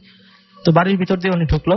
ঢোকার পর একটা বাড়ি বের হওয়ার পর ওনার বাড়ির ঠিক পাশের বাড়িতে ওনার এক বৃদ্ধ চাচি আছে। তো উনি আবার রাত্রেবেলা বের হয়। তো ওই সময় তো বড়ির সিজন। তো ভাবছে যে একটা বড়ি গাছ ছিল, বড়ি গাছের নিচে উনি বসে আছে। উনি ভাবলো, ডাক দিল ওনাকে, দিয়ে বললো যে কি চাচি তুমি এত রাতে এখানে কি করো, এত রাতে বসে রয়েছে কেন এখানে? তো উনি কোনো অ্যান্সার দেয় না। অ্যান্সার না দেওয়ার পর উনি 2-3 বার ডাক দেয় উনি বিরক্ত হয়ে ওনাকে ধরতে যায়। ধরতে গিয়ে দেখা যায় উনি যখন ওনার দিকে তাকালোর পর দেখা যায় উনি ঘুমটা দেওয়া আছে, বাট ওনার কোনো ফেস টেস নেই। তো এই জিনিসটা দেখে আসলে যত সাহসী হোক উনি এই জিনিসটা কন্ট্রোল করতে পারেনি। উনি কন্ট্রোল না করতে পারে উনি দৌড় মারে, দৌড় দিয়ে ওনার বাড়িতে চলে যায়। বাড়িতে গিয়ে উনি হাঁপিয়ে টাপিয়ে এসব কথা বলে। তো বলার পর ওনার ফ্যামিলিতে যারা ছিল ওনারা সবাই ওনাকে বলে যে এটা ভয় পাওয়ার কিছু না, হয়তো বা কোনো কিছু আছে বা কোনো কিছু দেখছো, এটা সমস্যা নেই, ঘুমিয়ে যাও। তো উনি ঘুমিয়ে গেল। তো ঘুমিয়ে যাওয়ার পর পরদিন সকালবেলা উনি ঘুম থেকে ওঠে। ওঠার পর প্রায় 9টা-10টার দিকে আপনার ওনার এক ভাতিজি আছে, ওনাকে কোনো খুঁজে পাওয়া যাচ্ছে না। তো খুঁজে পাওয়া যাচ্ছে না, সবাই খোঁজাখুঁজি করতেছে। তো ওনার যে নদীর দিকে গরুটা আসছিল, ঠিক নদীর যেদিকে আসছিল এদিকে একটা সাঁকু আছে। ওই সময় ব্রিজ, এখন একটা ব্রিজ হয়েছে, বাট ওই সময় একটা সাঁকু ছিল, পাশের সাঁকু। তো সাঁকুটার পরে ওই মেয়েটার জুতাগুলো পড়েছিল। তো ভাবলো ছোট মেয়ে হয়তো পানি জানিতে পড়ে গেছে বা এরকম কোনো কিছু একটা হবে। তো ওনারা যারা আছে সবাই এখানে আপনার পানি টানি যা আছে, জাল টাল মেয়েটারে পানি টানির ভিতরে দেখলো যে না, ওনাকে কোনো জায়গায় খুঁজে পাওয়া যাচ্ছে না, পানিতেও নাই। তো এক পর্যায়ে কে যে বললো যে না এখানে হয়তো বা থাকতে পারে, তোমরা দেখো, এটা ভালো করে ইয়ে করে দেখুন, জুতাগুলো যেহেতু এখানে পাওয়া গেছে হয়তো বা এখানে থাকতে পারে। তো ওনারা এক পর্যায়ে মেশিন আনলো, মেশিন এনে নদীর দুই দিকে বাঁধের মতো দিয়ে মেশিন দিয়ে পানিটা সেচলো। সেচার পর দেখে যে হয়তোবা নদীর যে সময় স্রোত হয় সময় একটা গাছের গুঁড়ি আসছিল, ঠিক গাছের গুঁড়িটার নিচে ওকে মেরে গাছের গুঁড়িটার নিচে ফেলা গেছে। তোমরা যেটা ভাবলো যে নর্মাল যদি মৃত্যু হতো তো সেক্ষেত্রে গাছের নিচে যেত না, থাকতো মানে ইয়াতেই থাকতো আর কি, পানির নিচে থাকতো। তো ওনার রাত্রে জিনিসটা চিন্তা করলো যে হয়তো আমি তো গরুটা দেখছি যে দিকে আসি ভ্যানিশ হয়ে গেছে, ঠিক আছে ব্রিজটার কাছে। তো আসলে এই ছিল আমার ঘটনা। ধন্যবাদ সবাইকে। যেখানে গরুটা ভ্যানিশ হয়ে গেছিল, সেখানে মেয়েটা হ্যাঁ, সে মেয়েটার ডেড বডিটা পাওয়া গেছে আর কি। ওকে, ঠিক ওই জায়গাতেই।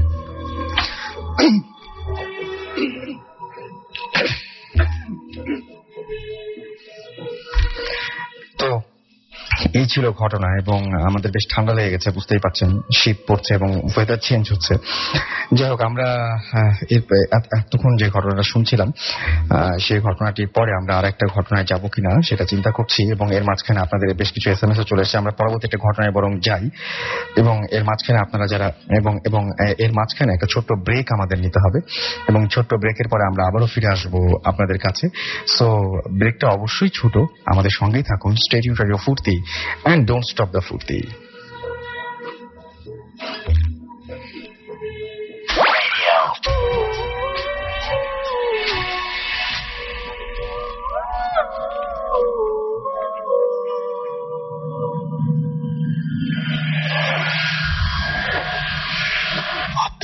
FM, haunted by Airtel.